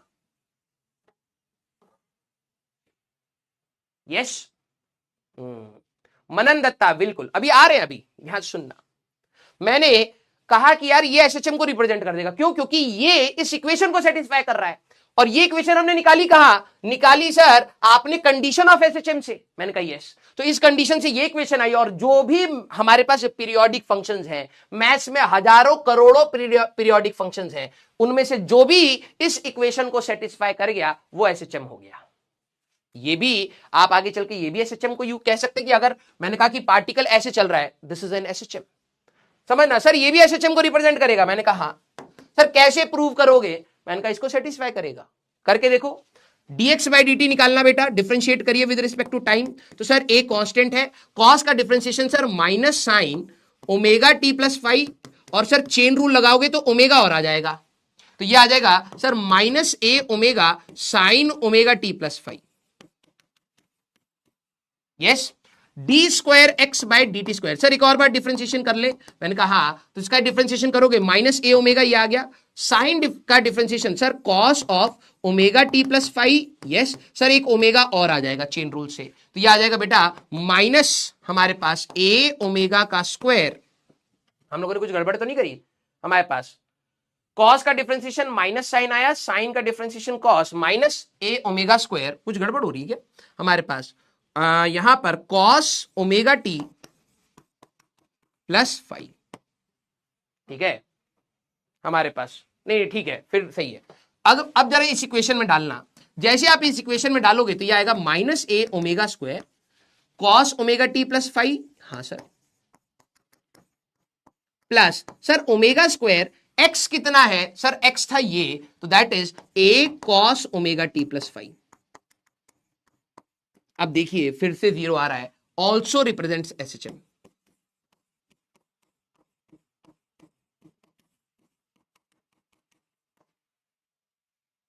क्लियर? ये दोनों ही एसएचएम को रिप्रेजेंट कर सकते हैं। क्लियर हुई क्या बात? अब मेरे को ना फिजिक्स वालों को अब लगा कि यार देखो हमें ना एक ऐसा फंक्शन मिल गया है जो पीरियोडिक है, जो पीरियोडिक है, बार बार रिपीट कर रहा है, फिक्स टाइम पर रिपीट कर रहा है। और सर इतने सारों में से आपने साइन वाले को ही क्यों पकड़ा? क्योंकि साइन +1 और -1 के बीच में होता है। हाँ अब देखो मैथमेटिक्स ये रघुवीर बेटा, बेनिफिट क्या है? बेनिफिट ऑफ सिलेक्टिंग, हमारे पास ध्यान सुनना, बेनिफिट ऑफ सिलेक्टिंग हमारे पास x equal to a sine omega t plus five और ए कॉस ओमेगा टी। अब आपके दिमाग में भी चलेगा सर इसमें से, इतने सारों में से यही क्यों पकड़ के पढ़ाने लग गए आप लोग? क्योंकि अगर आप देखें, पहली बात ये पीरियोडिक था, ये पर्टिकुलर टाइम के बाद कभी भी आप साइन का ग्राफ बनाएंगे पीरियोडिक है, कहीं पर भी टूटता नहीं है, ऐसा नहीं जैसे टेन का ग्राफ है। टेन का ग्राफ अगर आप देखो तो वो टूट जाता है, एक पॉइंट के बाद एक्स की वैल्यू मिलेगी नहीं। अगर आप टेन के ग्राफ को अगर आप देखोगे तो आई थिंक कुछ ऐसा आपका ग्राफ रहता है, जैसे π/2 और -π/2 पर आएगा, कॉन्टिन्यूस नहीं है तो उस समय पोजीशन बताएगा ही नहीं। तो सर इसके बाद रिपीट तो हो ही रहा है टेन का ग्राफ, लेकिन प्रॉब्लम है कि मेरे लिए, ध्यान से समझ, मेरे लिए अगर मैं किसी का एक्सटी ग्राफ बना रहा हूं, हमारे लिए फिजिकल क्वांटिटी है, एक्स पोजीशन है, मैथ्स का कुछ एक्स नहीं है। किसी भी पार्टिकल की पोजीशन अचानक से गुम नहीं हो सकती, समझ रहा है? अचानक से गुम नहीं हो सकती कि भाई अचानक से यहां पर इंफिनिटी पर था, अचानक से -इन्फिनिटी पर चला गया। भाई फिजिकल क्वांटिटी है, मेरी पोजीशन, ऐसा नहीं हो सकता मैं अगर इंफिनिटी पर हूं अचानक से इस साइड चला जाऊं, नहीं हो सकता हमारे लिए। इनफाइनाइट वेलोसिटी हमारे लिए पॉसिबल नहीं है फिजिक्स में। दैट मीन्स मेरे पास है तो बहुत सारे, मेरे पास है तो बहुत सारे पीरियोडिक फंक्शन, लेकिन मैं उसमें से दिमाग लगाकर ही सिलेक्ट करूंगा। पीरियोडिक है, कॉन्टिन्यूस मेरे को बेनिफिट ये मिला कि कॉन्टिन्यूस फंक्शन भी है ना। कॉन्टिन्यूस कहने का मतलब हमारे पास क्या हुआ, ऐसा नहीं कि किसी टाइम पर पार्टिकल कहीं और चला गया। दूसरी बात, हमारे पास साइन की वैल्यू अगर आप देखें, साइन की वैल्यू +1 और -1 के बीच में थी। That means position of the particle will be between, position of particle हमेशा किसके बीच में रहेगी? बिटवीन हमारे पास +a एंड -a, जो हमारे पास एसएचएम में था। यस और नो? यस और नो? क्योंकि साइन की कॉस की वैल्यू हमेशा +1 और -1 के बीच में है। हमारे लिए मैंने कहा था एसएचएम में पार्टिकल या तो +a में जाएगा या तो माइनस, इससे दूर जा ही नहीं सकता, तो मेरे को वो भी रोकना था, तो यही वाला फंक्शन ज्यादा बेटर बना हमारे लिए। Sir why we take this angle, रुक जा भाई, पहले समझ कि साइन और कॉस ही क्यों। आपने मैथ्स में पढ़ा है बहुत सारे पीरियोडिक फंक्शंस होते हैं, सर आप इन दोनों को ही क्यों पकड़ रहे हो? क्योंकि उसके पीछे भी हमारे पास कई सारे रीजंस हैं। मेरे को तो मैथ्स वालों ने लिस्ट दे दी कि सर आप यूज करना चाहो कर लो, लेकिन मैं इनमें से क्यों ही इनको पकड़ रहा हूं? क्योंकि ये मेरी सिचुएशन के लिए बिल्कुल सटीक बैठते हैं, इसलिए हम लोग इनको यूज करते हैं। क्लियर? बात यहां तक समझ आई आपको? यस, हाँ या ना? अब बात आई, we also know that sine और कॉस इंटरकन्वर्टेबल होते हैं। देखना हम लोग, आप कैसे प्रोग्रेस कर रहे हो, ये ईयर्स कि वो है चीजों लोगों ने जो सोची है उसी को मैं आपको फ्लो में सोचने के लिए मदद वो कर रहा हूं। Sine and cos graph, sine and cos graphs. अब बात आती है, कुछ बच्चे इस पर अटके पड़े हैं, सर ये क्या बवाल है, रुक जा। Sine and cos graphs are inter convertible.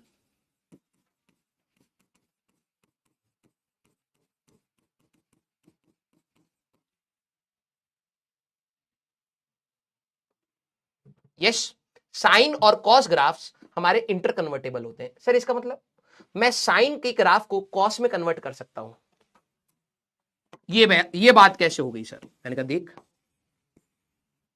ये साइन का ग्राफ है ना, साइन का ग्राफ है, ये 0 है, ये π/2 है, ये पाई है, 3π/2 है और 2π है। ये साइन का ग्राफ है। यस, हाँ या ना?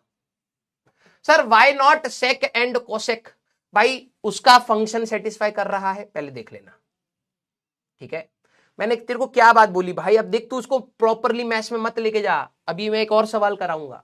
तू सीकेंट और कोसिकेंट पर बैठा है, ये ले हमारे पास नेसेसरी कंडीशन, इसके बाद इसी को मैं बता रहा हूं, ये ले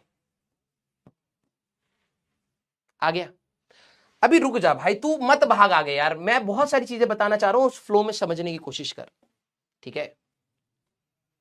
अगर तुम्हें डाउट है ना कि सर इस वाली इक्वेशन को क्यों नहीं, तो d²x/dt² प्लस ω²x में रख करके देख ले, अगर सेटिस्फाई कर गया तू भी यूज कर सकता है, लेकिन यूज करा जा सकता है। और उसके बाद ये भी सोचना कि वो क्या +1 और -1, प्लस ए और माइनस ए को सेटिस्फाई करेगा, क्या हमारी एचएचएम को समझा पाएगा? अगर समझा पाएगा तू भी यूज कर ले भाई, कोई दिक्कत वाली बात नहीं है। अब जरा ध्यान सुन, sine and cos graphs are interconvertible. Sir इसका मतलब, मैंने कहा अगर मैं इस ग्राफ को, बेटा यहां समझ, ये इसका पॉइंट है, ठीक है। जिसको समझ नहीं आ रहा बेटा समय लगेगा, तू नया आया है, बिल्कुल नया आया है फॉर श्योर, या फिर मैथ्स बिल्कुल खत्म है।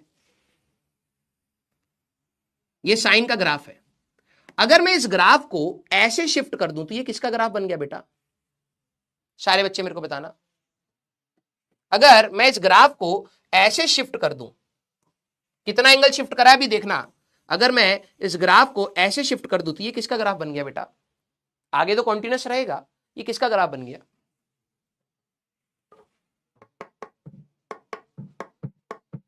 कॉस का, है ना, कॉस का ग्राफ बन गया। अब देखना सर कितना शिफ्ट करा आपने, याद करो आप लोगों ने sine omega t plus π/2, sine omega t minus π/2 ये सब पढ़ा हुआ है, मैथ्स में आपको सब पढ़ाया है। जरा ध्यान सुनना, ये तो सर कॉन्टिन्यूस ग्राफ होते हैं, मैंने कहा हाँ, तो यहां पर आपका अगर मैं बात करूं -π/2 ऐसे होगा, फिर -π होगा।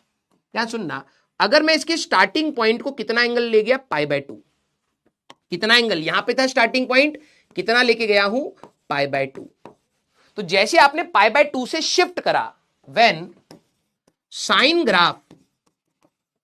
ग्राफ इज शिफ्टेड बाय π/2 तब हमारे लिए, ध्यान से सुनना, तब हमारे लिए ये ग्राफ कॉस में कन्वर्ट हो जाता है, ये ग्राफ कॉस में कन्वर्ट हो जाता है, ठीक है। देखो इस वाले को हटा दो तो ये कॉस का ही ग्राफ बन गया हमारे पास कहीं ना कहीं। हाँ सर, अब बात आई ये इन दोनों में से कौन सा यूज करें? सारे बच्चे बताना, इन दोनों में से हमारे लिए बेहतर कौन सा है, या कोई अलग चीज बता रहा है? सारे बच्चे देखो, आप लोगों ने पढ़ा है, अगर नेगेटिव अगर आप देखें तो अभी प्लस माइनस का छोड़ देना, y = a sin omega t plus π/2 कितना होता है? सर ये तो कॉस होता है। तो अब जरा ध्यान सुनना, इनमें से बेहतर कौन सा है? दोनों ही सेम हुए, समझ रहे हो, दोनों बात सेम है। इसमें फाई की वैल्यू जैसी तूने, ध्यान सुन, फाई की वैल्यू तूने π/2 कर दी, फाई की वैल्यू π/2 कर दी, तो ये किस में कन्वर्ट हो गया? सर ये तो कॉस में कन्वर्ट हो गया। मैंने कहा हाँ, पाई की वैल्यू अगर तूने 0 कर दी तो सर ये तो साइन का ग्राफ हो गया। समझ आई बात? दोनों ही बराबर है भाई, दोनों ही बराबर हैं, और जब दोनों ही बराबर हैं आपस में एक दूसरे में इंटर कन्वर्ट हो सकते हैं, तो इनमें से कोई सा भी एक यूज कर लो। कहानी कहां से चलती हुई आई, कहां पर आई, अब बात आई ये एसएचएम को रिप्रेजेंट कर रहा है। हाँ सर, तो मैंने कहा कि यार इन दोनों में से कौन सा यूज करूं यार, तो कोई दोनों ही बराबर है, ठीक है। अगर मान लो सर कोई पार्टिकल एसएचएम कर रहा है, उसमें एक कॉस ओमेगा टी आना था, तो आप तो साइन वाला यूज कर रहे हो, आना कॉस होना चाहिए, ठीक है। तो मैंने कहा भाई फाई की वैल्यू π/2 कर देगा, अपने आप ये कॉस में कन्वर्ट हो जाएगा। तो ये जो जनरल बनाया था हम लोगों ने, ठीक है। तो ध्यान सुनना, बोथ आर हमारे पास इक्वल वी, अब इनमें से कोई सा भी यूज कर सकते हैं, इनमें से कोई भी यूज कर सकते हो, कोई भी यूज कर सकते हो, कोई सा भी यूज कर सकते हो। तो आप जनरली पूरी दुनिया किसको यूज कर रही है, a sine omega t plus phi, इसको यूज कर रही है, ठीक है। A sine omega t plus phi को यूज कर रही है। फाई हमारे पास होता है इनिशियल फेज, अभी आएंगे सब चीजों पर डिटेल में आऊंगा, ध्यान सुनना। इनिशियल फेज, ओमेगा हमारे पास है एंगुलर फ्रीक्वेंसी, अभी सब आएगा, चुपचाप पढ़ना। Angular frequency that is 2π/t, जो सर्कुलर मोशन में पढ़ा है आपने, ठीक है। और यही आपका अंडर रूट में k/m आता है। ए है आपका एम्पलीट्यूड, पहले इसको चुपचाप लिखिए फिर डन बोलिए, पहले चुपचाप लिखिए फिर डन बोलिए, ठीक है। सर सेकंड क्वाड्रेंट का कॉस, अबे गधे हो क्या, a sine omega t plus π/2 cos omega t ही होता है। साइन का देखोगे कि सेकंड, अबे यार इनकी तो मैथ्स ही खत्म है, इसीलिए ना लाखों बच्चे इसको छोड़ते हैं, ठीक है। तो भाई सर ये तो सेकंड क्वाड्रेंट में होगा, तो कॉस नेगेटिव, अबे इसका साइन दिखेगा कॉस का दिखेगा गधे, साइन सेकंड क्वाड्रेंट में पॉजिटिव है, तो प्लस ए कॉस ओमेगा टी का ग्राफ बनेगा, तो प्लस कॉस ओमेगा टी का ही तो ग्राफ है ये, गधे इंसान। हाँ यार, यस, हाँ। अब किसी के अंदर ये डाउट आए सर आप कॉस वाले को क्यों यूज नहीं, अबे वो और ये सेम ही बात है, फाई की वैल्यू अलग अलग रखेगा तो इसमें कन्वर्ट कर सकता है। फाई की वैल्यू 0 कर तो कॉस ओमेगा टी का ग्राफ है, फाई की वैल्यू π/2 कर देगा, साइन का ग्राफ आ जाएगा, समझ रहा है। तो ये दोनों आपस में इंटरकन्वर्टेबल है, बस फाई का खेल होगा। तो हमें जनरल कोई भी पार्टिकल, ध्यान सुनना, कोई भी पार्टिकल अगर एसएचएम में है अबाउट मीन पोजीशन, तो उसकी पोजीशन समय के साथ कैसे वेरी करेगी, उसकी पोजीशन टाइम के साथ कैसे वेरी करेगी,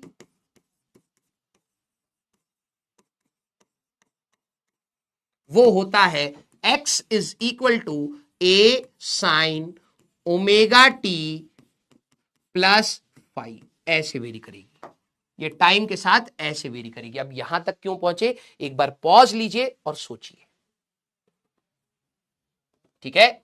एक बार पॉज लीजिए और सोचिए। सबसे पहली बात कि सर ऑड क्यों, मैं हर चीज का डिटेल में बता रहा हूं। सर ऑड क्यों, ऑड इसलिए सर n की वैल्यू 1, वो सिंपल केस है, इसलिए जब आपने n की वैल्यू 1 रखी तो इसकी इक्वेशन आई, जो भी इस इक्वेशन को सेटिस्फाई करेगा वो एसएचएम है। तो मैंने मैथ्स वालों से पूछा भाई कितने पीरियोडिक फंक्शन है, उनका भाई ये रही लिस्ट, मैंने सबको डाल के चेक करा, मेरे पास बहुत सारे उन्हें इसको सेटिस्फाई करा, लेकिन उनमें से हम लोगों ने किसको सिलेक्ट करा, इन दोनों को सिलेक्ट करा। क्यों, क्योंकि इसका बेनिफिट ये है, क्योंकि ये सेटिस्फाई भी कर रही है, बेनिफिट ये थे, एक तो पहली बात पीरियोडिक थे, कॉन्टिन्यूस थे, हर समय किसी भी टाइम पर पार्टिकल की पोजीशन आएगी ही आएगी, ये इंपॉर्टेंट था।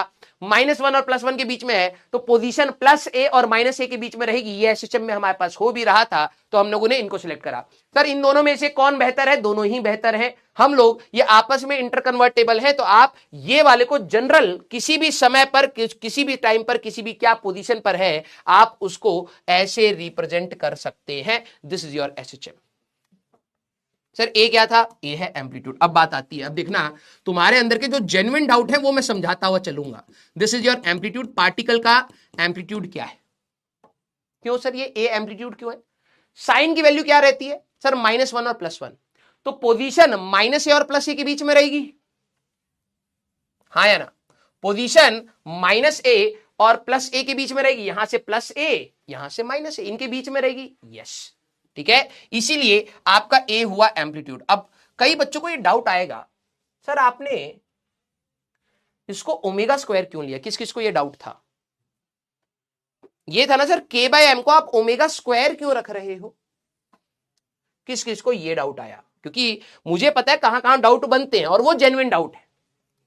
सर आपने k/m को ओमेगा स्क्वायर क्यों लिया और ओमेगा अंडर रूट में k/m बोला, ऐसा क्यों किया सर? अभी ये भी डाउट है सर 2π/t क्यों आया, वो भी मैं बताऊंगा, रुकना। आया था डाउट? वेरी गुड, आना भी चाहिए। सर अचानक से आपने ओमेगा स्क्वायर ले लिया सर, समझ नहीं आया। मैंने कहा देख भाई, इसको मैं स्लाइड को हटा दूंगा, अब इसके बाद दोबारा इसका रीजन भूल जाओ तो अच्छी बात है, ठीक है, क्योंकि कोई पूछेगा नहीं। लेकिन ठीक है, मैथमेटिकली ये डाउट बनते हैं तो उसके जवाब आपके पास होने चाहिए, ठीक है। d²x/dt² plus k/m into x equal to 0 है, ये था। मैंने क्या कहा कि यार इसमें ना ऐसे कर लो, ऐसे कर लो, ओमेगा स्क्वायर x कैसे कर लो, जरा समझना। जब मैं ये वाली इक्वेशन तरुण सर के पास लेके गया तो उन्होंने कहा कि सर इस इक्वेशन का सॉल्यूशन ये आएगा। अब ये सर ने बताया,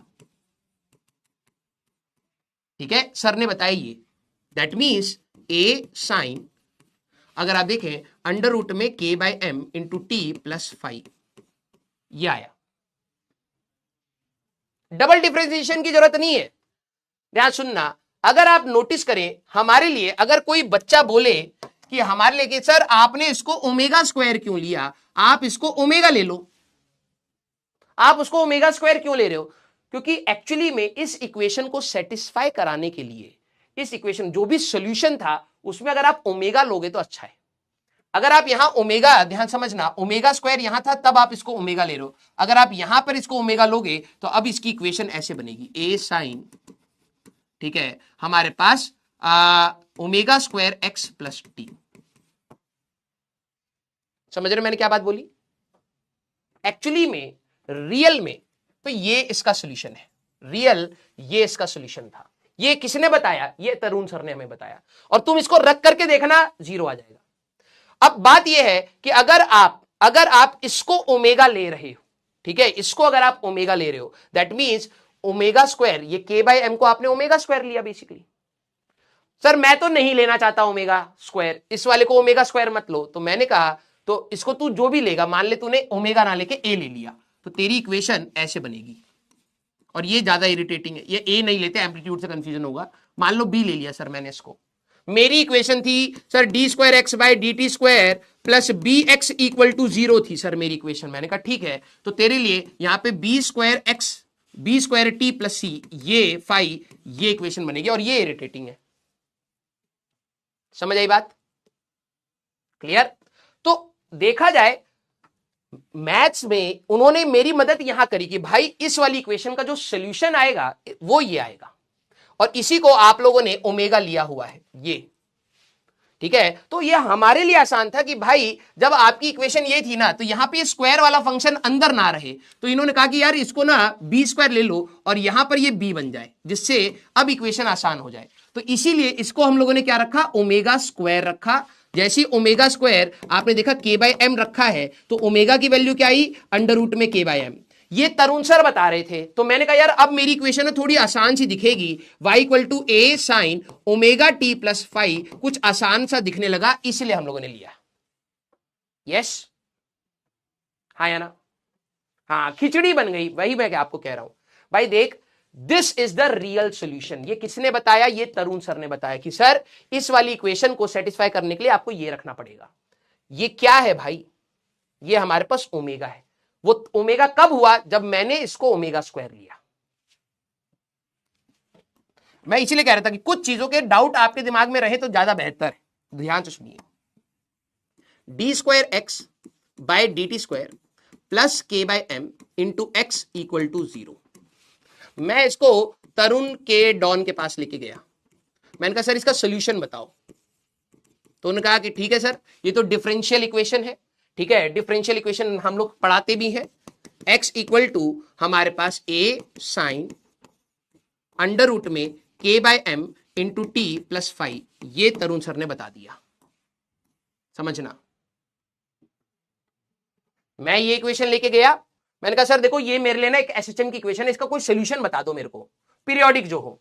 तो तरुण सर ने बोला कि ए साइन ये आएगा सर, अगर तुम्हें डाउट है तरुण सर पे, अगर तुम्हें डाउट है सेटिस्फाई करके देख लेना, सही आ जाएगा, सेटिस्फाई कर जाएगा। ठीक है, अब मैंने कहा ये तो बड़ा गंदा सा दिख रहा है, तो तरुण सर ने कहा गंदे तो आप भी दिखते हो, बच्चे झेल रहे हैं ना। मैंने कहा हाँ।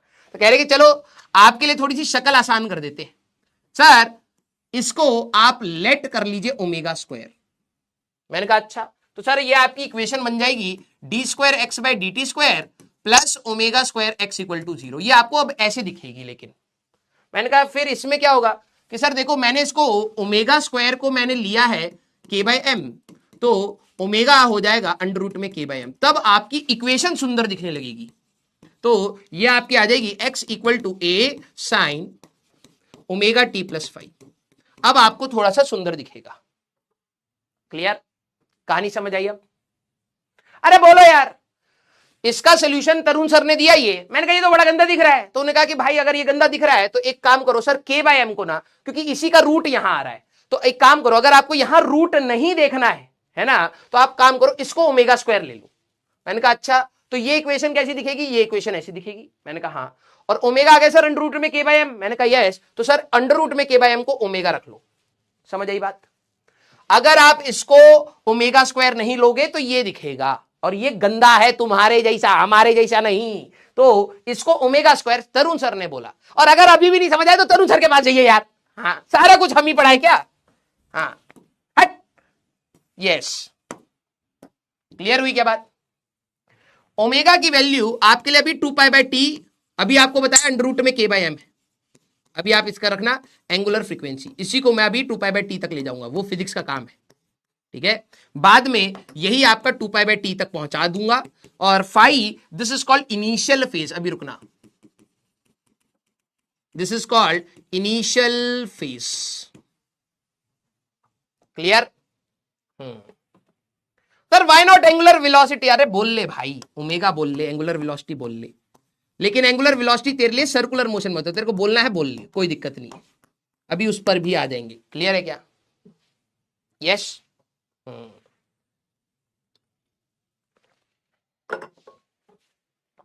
हाँ, तो अब आप एटलीस्ट यहां तक तो पहुंच गए कि कोई भी पार्टिकल अगर एसएचएम है तो वो ऐसे है। ठीक है, अब आते हैं इस सवाल पर। अब आपसे कोई पूछ ले, जरूरी थोड़ी ना था, तरुण सर ने तो पूरा फर्रा चिपका दिया दम पे कि भाई ये सारे के सारे पीरियोडिक है, देख लो कौन सा एसएचएम है कौन सा नहीं है। तो मैं सिर्फ a sine omega t plus 5 use कर रहा हूं, लेकिन बहुत सारे ऐसे मैथमेटिकल फंक्शन है जो सेटिस्फाई कर भी सकते हैं और नहीं भी कर सकते हैं। अब जैसे मान लो आपके लिए ये सवाल आया, can particle with displacement this is undergoing an SHM और नॉट?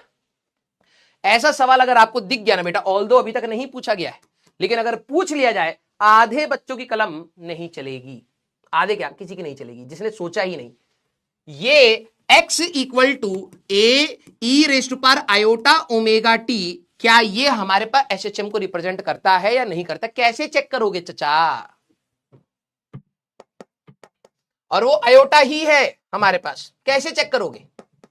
वेरी गुड सर, ये आपने कोई रैंडम फंक्शन दे दिया। मैंने कहा तो सर एसएचएम की जो हमारे पास इक्वेशन है, differential equation, that is sir d square x by d t का square plus omega square x equal to 0 होती है। मैंने कहा सर अगर ये इसको सेटिस्फाई कर गया तो एसएचएम बना देंगे। जरा चेक करके देखो तो भाई, पहले dx बाई dt निकाल ले। हाँ, तो a कांस्टेंट है, ये तो e की पावर आयोटा ओमेगा t है, तो इसका डिफरेंशिएशन तो यही रहेगा, और चेन रूल लगाओगे सर आयोटा ओमेगा और आ जाएगा। मैंने कहा बहुत सही। इसका तो एक और बार डिफरेंशिएशन करना है, तो d square x by d t square अगर आप करेंगे बेटा, तो ये क्या आएगा, ए आयोटा ओमेगा आ गया।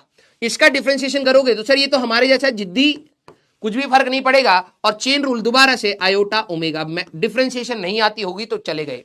तो जरा देखना, ये आयोटा इंटू आयोटा, आयोटा का square a omega square e raise to power iota omega t, और आयोटा का स्क्वायर क्या होता है, जो आपका आईक्यू लेवल है, minus a omega square e raise to power iota omega t. Yes भाई, आपको अब यहां से मैथमेटिक्स के कितने भी फंक्शन दिए जाए, आपको बोले क्या ये एसएचएम को रिप्रेजेंट करता है, आपको क्या करना है, सिर्फ इस इक्वेशन में डाल के चेक करना है। 2 बार डबल डिफरेंशिएशन करिए, ठीक है। बच्चे बता भी रहे हैं हमारा आईक्यू लेवल -1 है, ठीक है। बस इसमें सेटिस्फाई कर दीजिए।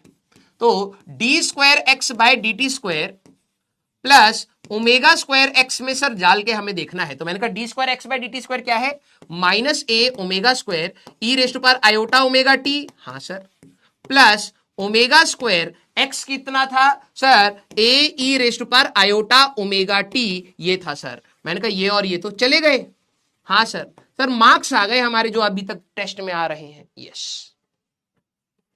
मतलब this satisfy differential equation, this satisfy differential equation of SHM, hence can represent SHM। हम यूज करें या ना करें वो हमारे ऊपर है, लेकिन रिप्रेजेंट कर सकता है, यस और नो, क्लियर।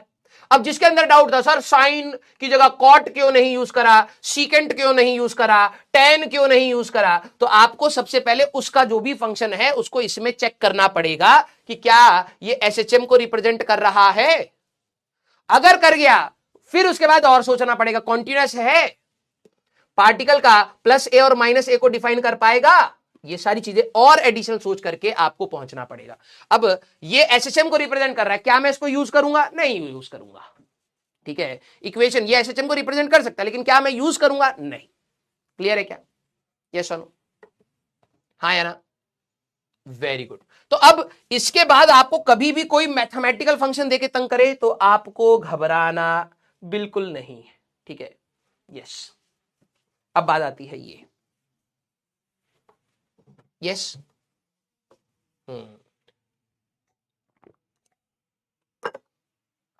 अब मैं आपकी सोच रोकता हूं फिर से, क्योंकि मैं आपको कोशिश कर रहा हूं इस फंक्शन के साथ कंफर्टेबल कर दूं। अगर आप इस फंक्शन के साथ कंफर्टेबल हैं, दैट मींस आपको चीजें बिल्कुल मक्खन के जैसे आने वाली है आगे। वेव्स इस चैप्टर पर डिपेंड करेगा। कुछ बच्चे कहते हैं सर वेव चैप्टर में आने के बाद बिल्कुल फिजिक्स के लास्ट चैप्टर में आते हैं और कहते हैं कि सर यहां से मैं स्टार्ट कर लूं। अबे स्टार्ट क्या कर रहा है, यहां तो खत्म हो रहा है, और तू खत्म इंसान पहले से ही है। तू खत्म होने की सिचुएशन में आकर के स्टार्ट कर रहा है खुद खत्म होते हुए, है क्या ही मिलेगा तेरे को। वहां पर ये सारी चीजें यूज होंगी और फिर बच्चे कहेंगे सर ये तो समझ नहीं आया क्योंकि एसएचएम वीक था तुम्हारा। 2 चैप्टर साथ में चलेंगे, ध्यान से सुनना। अब बात ये आई कि सर ये एसएचएम आपने बोला तो हमने मान लिया, एक इक्वेशन पता नहीं कहां से निकाल के लाए, उसमें सेटिस्फाई करा, हम उसको भी मान गए। फिर आपने बोला +1 और -1 के बीच में एम्पलीट्यूड है, हम उसको भी मान गए। लेकिन सर ये तो मैथमेटिक्स चल रही थी और मैथमेटिक्स तो हमें आती नहीं, फिजिक्स से एक बार रिलेट करिए, हमें कैसे पता लगेगा। मैंने कहा अब देख, ये अभी तक सारी कहानी मैथमेटिकली चल रही थी, अब मैं दिखाता हूं कि ये सही में एक एसएचएम को रिप्रेजेंट कर रहा है। सर ये थीटा कैसे आ गया, अबे फाई ले ले, थीटा ले ले, बात एक ही है, ठीक है। ध्यान सुन, ये है फिजिक्स एंड ये है मैथ्स, दोनों को साथ में चलाऊंगा तुम्हारे लिए। अब दिमाग लगाना, ठीक है। ये है फिजिक्स और ये है हमारे पास मैथ्स। आप लोगों को एक स्प्रिंग ब्लॉक सर ये बनाना है, बिल्कुल बनाइए, बिल्कुल बनाइए, ठीक है। मैंने आपको एक स्प्रिंग ब्लॉक सिस्टम, अभी एक स्प्रिंग और एक ब्लॉक ऑसिलेट करते हुए मैंने आपको दिखाया था, है ना। अब मैं स्प्रिंग नहीं बना रहा हूं, आप ये चीज समझिएगा कि मान लेते हैं कि पार्टिकल इस पॉइंट के अबाउट +a और -a के बीच में था। पार्टिकल t = 0 पर यहां से स्टार्ट हुआ, कहां से, मीन पोजीशन। अब जरूरी नहीं है यहीं से होगा, यहां से भी हो सकता है, अभी मैं उस पर भी आऊंगा। पहले बहुत सिंपल केस, t = 0 पर यहां से स्टार्ट हुआ और इधर जाना स्टार्ट हुआ, जाएगा +a पर आकर के रुकेगा, हाँ सर। फिर ये वापस आएगा, वापस आएगा, वापस आएगा, वापस आएगा, सर इधर आएगा, हाँ। इस समय सर इसकी वेलोसिटी ऐसे होगी, यस। फिर ये इधर जाएगा, इधर जाएगा, इधर जाएगा, ऐसे रुकेगा सर। ये एक्सट्रीम पोजीशन हमारे पास यहां पर हो गई। फिर ये फिर से वापस आएगा वापस आएगा वापस आएगा। ये अगर आप नोटिस करें तो ये इधर गया, फिर रुका, फिर ये इधर आया, हाँ, फिर ये इधर इधर इधर जाके रुका, फिर ये इधर इधर इधर आया। वन टाइम पीरियड हो गया टी।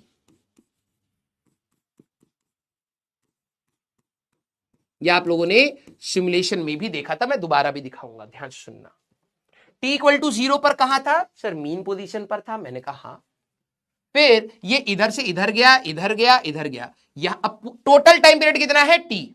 यहां से लेके यहां तक जो इसका टाइम पीरियड आएगा दैट इज 1/4। 1/4 टाइम में इधर पहुंचा, फिर t/2 टाइम में इधर पहुंचा। यहां से लेके यहां तक जाने में 1/4 टाइम लगा। टोटल टाइम t है तो यहां से लेके यहां तक t/4, यहां से लेके यहां तक t/4, t/4 plus t/4 t/2, आधा टाइम पीरियड हो गया। यस, यहां पर टाइम पीरियड आया 3t/4 इधर तक, और फिर t/4 हमारे पास जुड़ा, टोटल टाइम t। समझ आई बात? सिमुलेशन में देखिए, मैंने आपकी चैट क्यों रोक रखी है, उसका रीजन है क्योंकि आप अदरवाइज चीजों को खराब करेंगे, और मैं चाहता हूं कि मेरे स्टूडेंट जब एसएचएम खत्म हो तो पूरे कॉन्फिडेंस के साथ उतरे। यहां से लेके यहां और फिर यहां, this is complete one time period, है ना? तो इसको स्लो करने का तरीका है एनिमेशन स्पीड, ठीक है? यहां से जैसे मान लो अभी यहां से यहां गया तो t/4 हो चुका है, फिर ये वापस आएगा वापस आएगा वापस आएगा, आधा टाइम, आधा ऑसिलेशन हो गया, आधा टाइम हो चुका है। यहां पर जाएगा 3t/4 और फिर वापस जब आएगा तो एक कंप्लीट ऑसिलेशन हुआ। कंप्लीट ऑसिलेशन का टाइम पीरियड t, यहां से यहां t/4, यहां से यहां t/4, तो दोनों को जोड़ोगे t/2, यहां से यहां 3t/4, फिर वापस t, तो टोटल टाइम पीरियड आपका आ गया t। अब ये तो थी हमारे पास, सॉरी अभी आपकी वो चैट नहीं चलानी, ये तो थी सर हमारे पास मैथ्स की बात। मैंने कहा हाँ, वो फिजिक्स की बात। t इक्वल टू 0 पर कहां है सर? x इक्वल टू 0 पर है।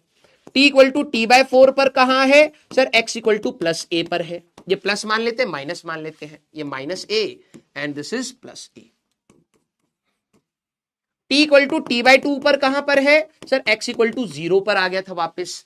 t इक्वल टू 3t/4 पर कहां पर है sir? x equal to minus a पर है। मैंने कहा t इक्वल टू t पर कहां है सर? x इक्वल टू 0 पर है। अब मैं अगर आपसे बोल दूं t इक्वल टू 3t/9 पर कहां होगा? बंदर जैसी शक्ल जो तुम्हारी है पूरी दुनिया को दिखने लगेगी, क्योंकि अभी तो सिंपल सिंपल वैल्यूज है। समझ रहा है? अगर मैं तेरे को ये बात बोल दूं, तेरे को मैं ये बात बोल दूं कि भाई टी पार्टिकल यहां से स्टार्ट हुआ, t/4 पर कहां पर है, तो बिल्कुल तुम चौड़े बन जाओगे, सर t/4 पर यहां होगा प्लस है। मैंने कहा अच्छा, t/100 पर? नारियल को छीलने के बाद 3 डॉट देखे, वैसी शक्ल लेके घूमोगे, ठीक है? बेसिकली ये तो आपको सपोर्टिंग होंगे, इसके बाद अगर आपको कोई भी समय दिया जाएगा तो मैथ से ही निकालोगे। समझ आई बात? रैंडम अगर मैं आपको कोई भी समय दूंगा वो तू ऐसे थोड़ा निकाल लेगा, मैथ्स चाहिए होगी ना, इसीलिए अब मैथ्स को भी समझना यहां पर इंपॉर्टेंट है। क्लियर है क्या? हाँ या ना? राइट। अब जरा देखना सर मैथ्स इसमें कैसे मदद कर रही है। मैंने कहा देखो भाई, जनरल फंक्शन क्या दिया उन्होंने? General that is a x equal to, ध्यान सुनना, x equal to a sine omega t. Omega क्या था? अभी मैंने बोला 2π/t into t, omega t plus 5, ऐसे लिखो भैया। ओमेगा की वैल्यू अभी के लिए मैं आपको कह रहा हूं 2π/t लेना, इसका भी रीजन मैं आपको बताऊंगा ऐसा क्यों लिया। ये तो सर सर्कुलर मोशन में लेते थे, ठीक है? आइए जरा t की वैल्यू जरा देखना, at t equal to 0 particle x equal to 0 पर था, तो मैंने कहा ठीक है, तो जरा फाई अब आपको निकालना पड़ेगा क्योंकि ये जनरल है।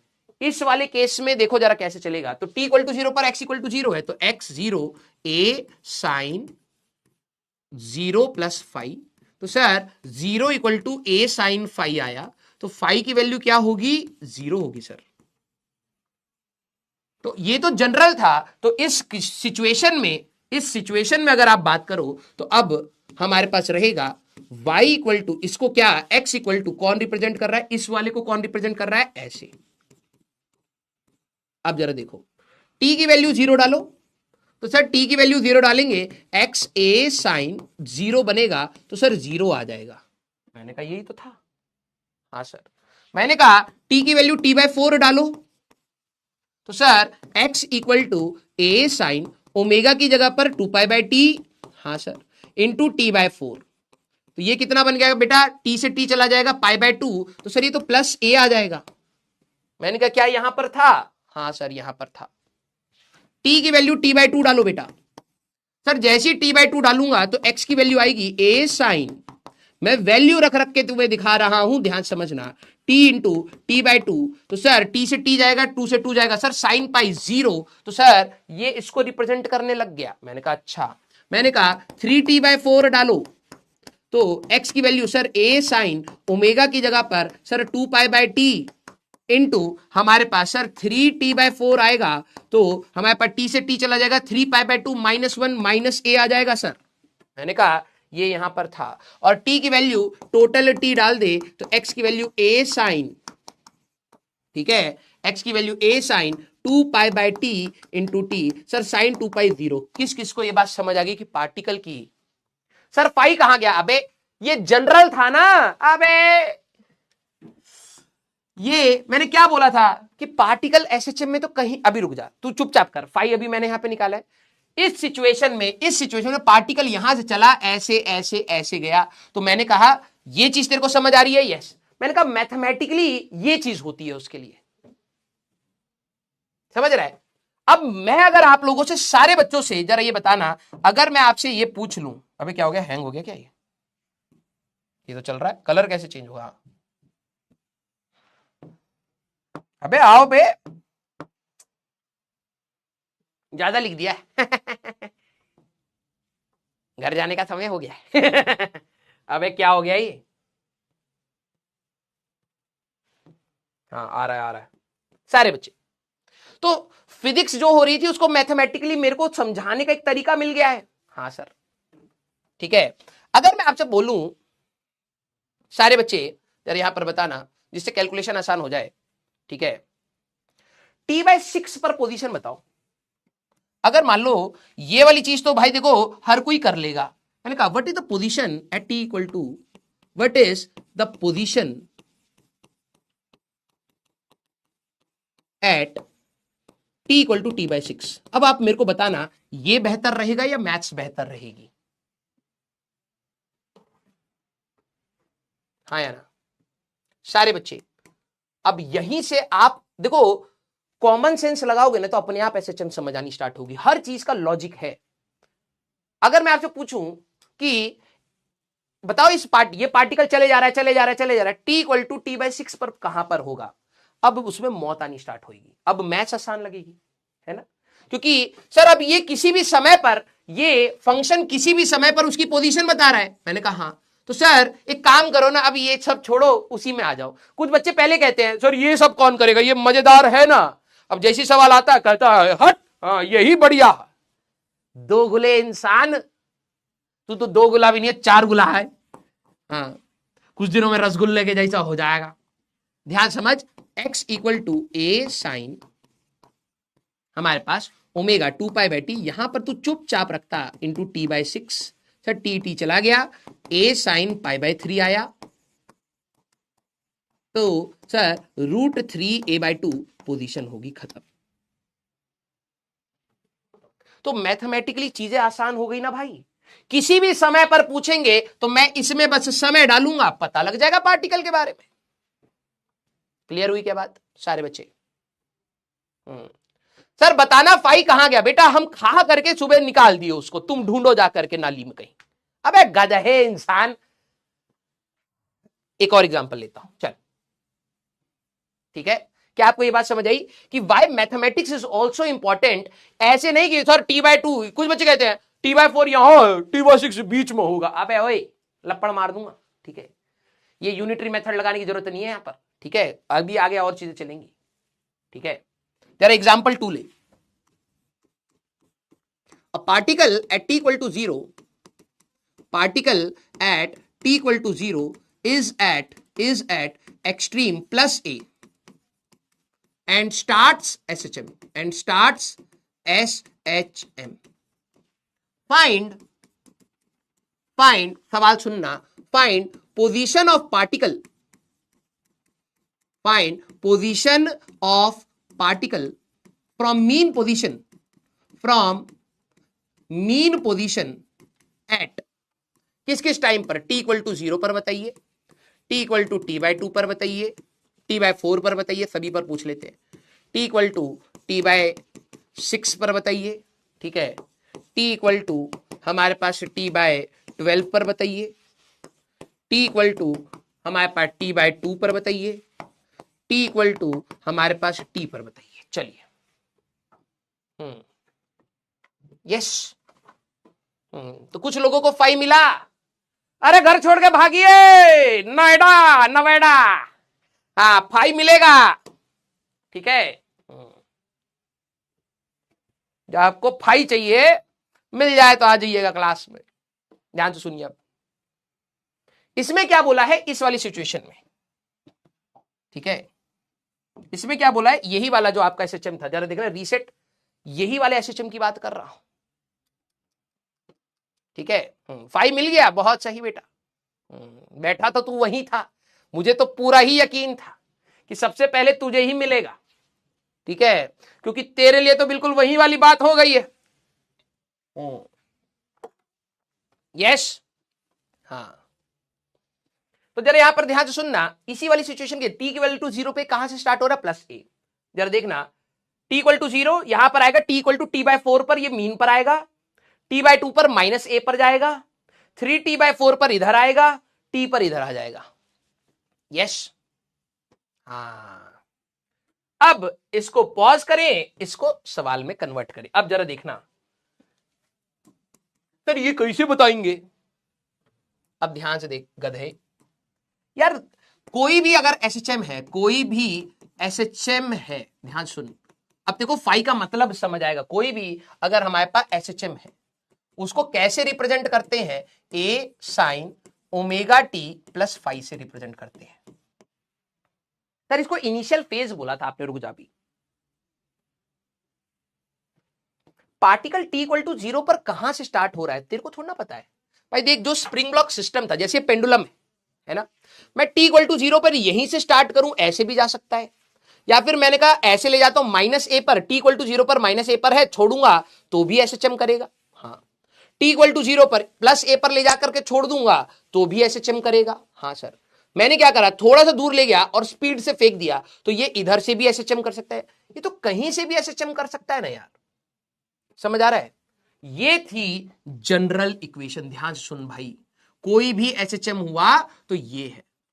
मुझे कौन सा कंडीशन दे रखा है, t इक्वल टू 0 पर एट, ये y की जगह पर x रख लेंगे बेटा हम लोग, ठीक है, ध्यान सुन, y की जगह पर x रख लीजिए, जरा ध्यान सुन, हमें इन आवर क्वेश्चन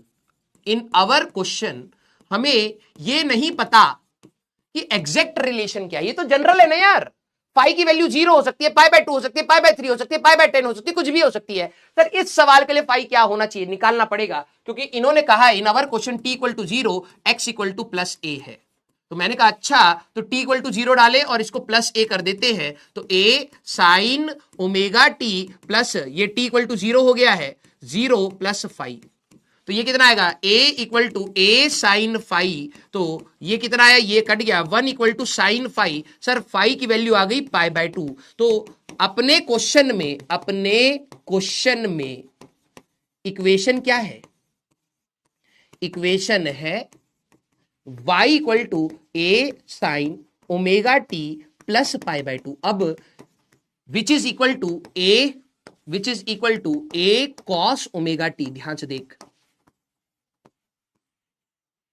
ये हमारे पास अब एसएचएम की इक्वेशन है, समझ आई बात। यार पार्टिकल कहां से स्टार्ट कर रहा है तेरे को बताया जाएगा, ये मीन पोजीशन से हो सकता है, +a में जाए फिर ऐसे घूम करके वापस आ जाए, ये भी हो गया एसएचएम। मैंने +a पर छोड़ दिया तो ये ऐसे करके आ गया, ये भी हो गया एसएचएम। मैंने -a पर ले जाकर के छोड़ दिया तो ये भी हो गया एसएचएम। ये हर समय पर अलग अलग पोजीशन पर है। इस सवाल के लिए ध्यान सुन, इस सवाल के लिए मैंने जनरल इक्वेशन में पहले कंडीशन डाली कि स्टार्ट कहां से हो रहा है, तो फाई पता लगा, फाई वॉज इनिशियल फेज, इसको कहते हैं इनिशियल फेज, कि भाई स्टार्ट कहां से हुआ, वो π/2 फेज, फेज मींस एंगल, तो π/2 रखा तो ये आया। तो इस इक्वेशन के लिए y equal to a cos omega t function बना। अब जरा डाल के वैल्यूज देखो, फंक्शन पहुंच गए, यस। तो t इक्वल टू 0 पर y की जगह x रख लेते हैं, तो यहां पर आएगा x equal to a cos omega t, इसमें टाइम डालते जाओ आंसर मिलता चला जाएगा। तो x की वैल्यू सर a cos 0, मैंने कहा ये तो a ही आएगा, हाँ। अभी देखना t/4, तो sir x equal to a cos omega is sir 2π/t into t/4। मैंने कहा अच्छा, तो t और t चला गया तो ये क्या आ जाएगा, a cos of π/2, cos π/2 is 1, ये कितना आ जाएगा हमारे पास, cos π/2 0, तो ये 0 आ जाएगा। अभी डाल के देखते हैं t/4 t/2, क्योंकि ये नोन है, चेक भी करवा सकूंगा। x equal to a cos 2π/t into हमारे पास t/2, t2 cos pi -1 minus a पर होगा सर। मैंने कहा t पर, अगर सर t की बात करोगे तो a cos 2π/t into t, तो सर ये हमारे पास वापस आ गया cos 2π प्लस a हमारे पास यहां पर होगा। अब जरा यहां पर ध्यान से देख, मैंने अभी इन दोनों को छोड़ा है, पहले इन दोनों को देख ले, क्या ये सही में उसी एसएचएम के बारे में बात कर रहे हैं। t इक्वल टू 0 पर रीसेट कर रहा हूं, t इक्वल टू 0 पर कहां था, यहां, t/4 पर यहां होगा, t/2 पर यहां होगा, 3t/4 पर यहां होगा, t पर यहां होगा, देख ले। t equal to 0, t equal to t/4, t equal to t/2, फिर 3t/4 एंड देन t।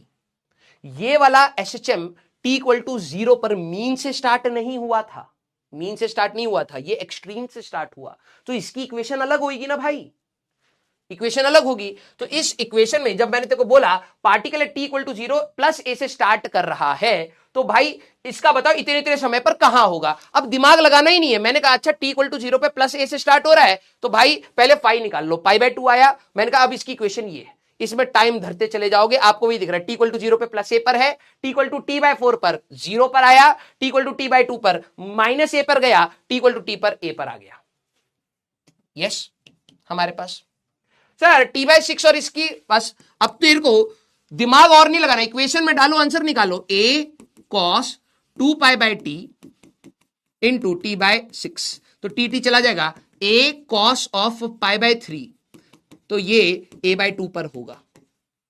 ठीक है, क्या आपको ये बात समझ आ गई सारे बच्चे। मुझे एक बात बताइए यार, पार्टिकल एसएचएम में कहीं से भी स्टार्ट कर सकता है ना यार, कहीं से भी स्टार्ट कर सकता है ना यार, तो वो आ गया, यस हाँ या ना, हाँ सर ये तो काइनेमेटिक्स के जैसा, अभी बिल्कुल अभी देखना काइनेमेटिक्स आनी स्टार्ट होगी। तो x equal to a cos, हमारे पास t/12 है, तो 2π/t इंटू t/12, आप लोगों ने रखा t गया यहां पे 6 हो गया, a cos π/6 आ गया, दैट इज 30 डिग्री, तो √3a/2 पर होगा। ये पोजीशंस पता लगती चली जाएंगी, खत्म यार।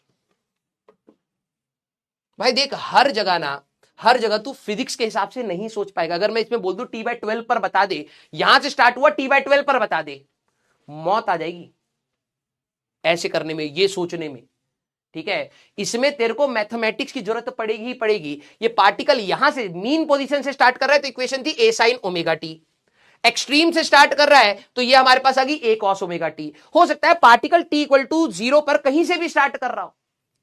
सारे बच्चे जरा ये चीज समझना। अब अगला example, at t equal to 0, at t equal to 0 particle starts, ध्यान सुनना, particle starts at x equal to a/√2 plus a/√2 and goes in positive direction, in positive direction. Find position of particle, find position of particle in time, हमारे पास t bye, हमारे पास इसमें ले लेते हैं जिससे calculation आसान हो जाए, 4t/8। चलिए ठीक है,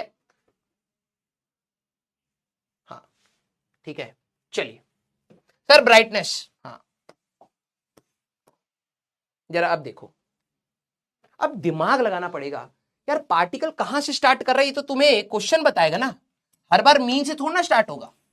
ठीक है, ये x इक्वल टू 0 है, वो क्या कह रहे हैं, पार्टिकल ये प्लस a है, हाँ, तो पार्टिकल t इक्वल टू 0 पर कहां पर था, t इक्वल टू 0 पर a/√2 पर है, और ये किधर जाने की कोशिश कर रहा है, इधर जाने की कोशिश कर रहा है, ये ऐसे जाएगा।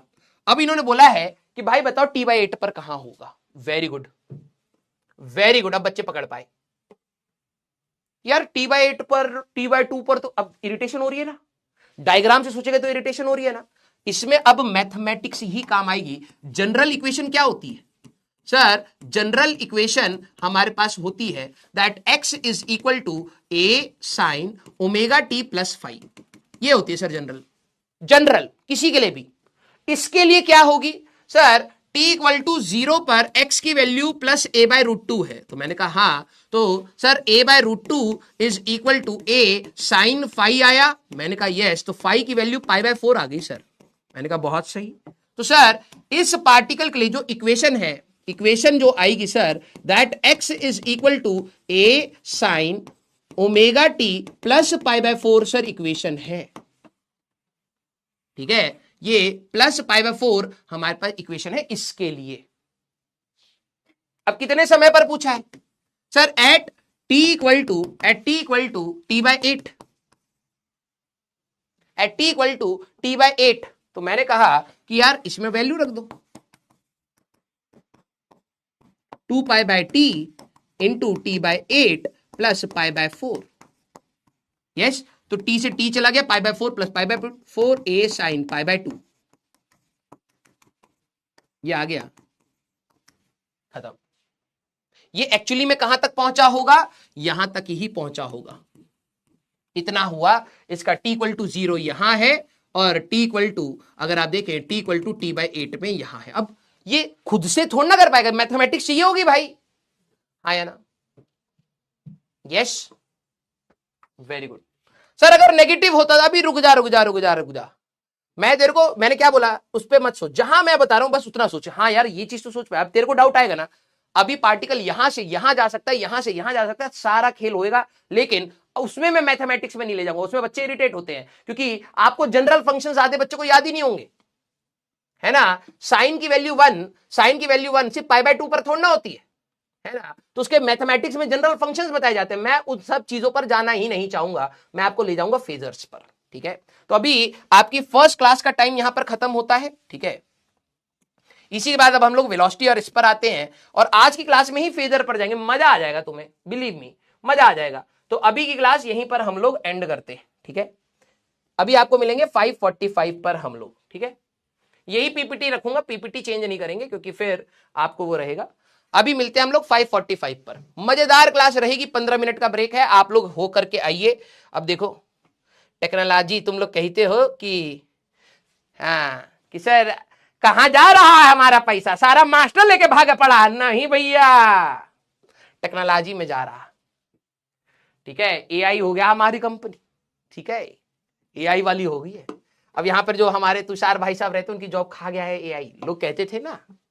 ठीक है, लोग कहते थे ना कि भाई एआई आएगा तो सबसे पहले साहब का जॉब खा जाएगा, हो गया है। अब देखो टीचर के ऊपर ही कह दिया, सर क्लास आप ही को स्टार्ट करनी है, आप ही को एंड करनी है, इसमें एक हम लोगों ने सॉफ्टवेयर बना दिया, अपने आप पीडीएफ सब चला जाएगा अपने आप। अब हम यहां से एंड करेंगे। Are you sure you want to end the class? ये कॉल क्या है, ये कॉल किसको लगाएगा रे, ये एंड ही होगा मेरे ख्याल से। ठीक है, तो अब हम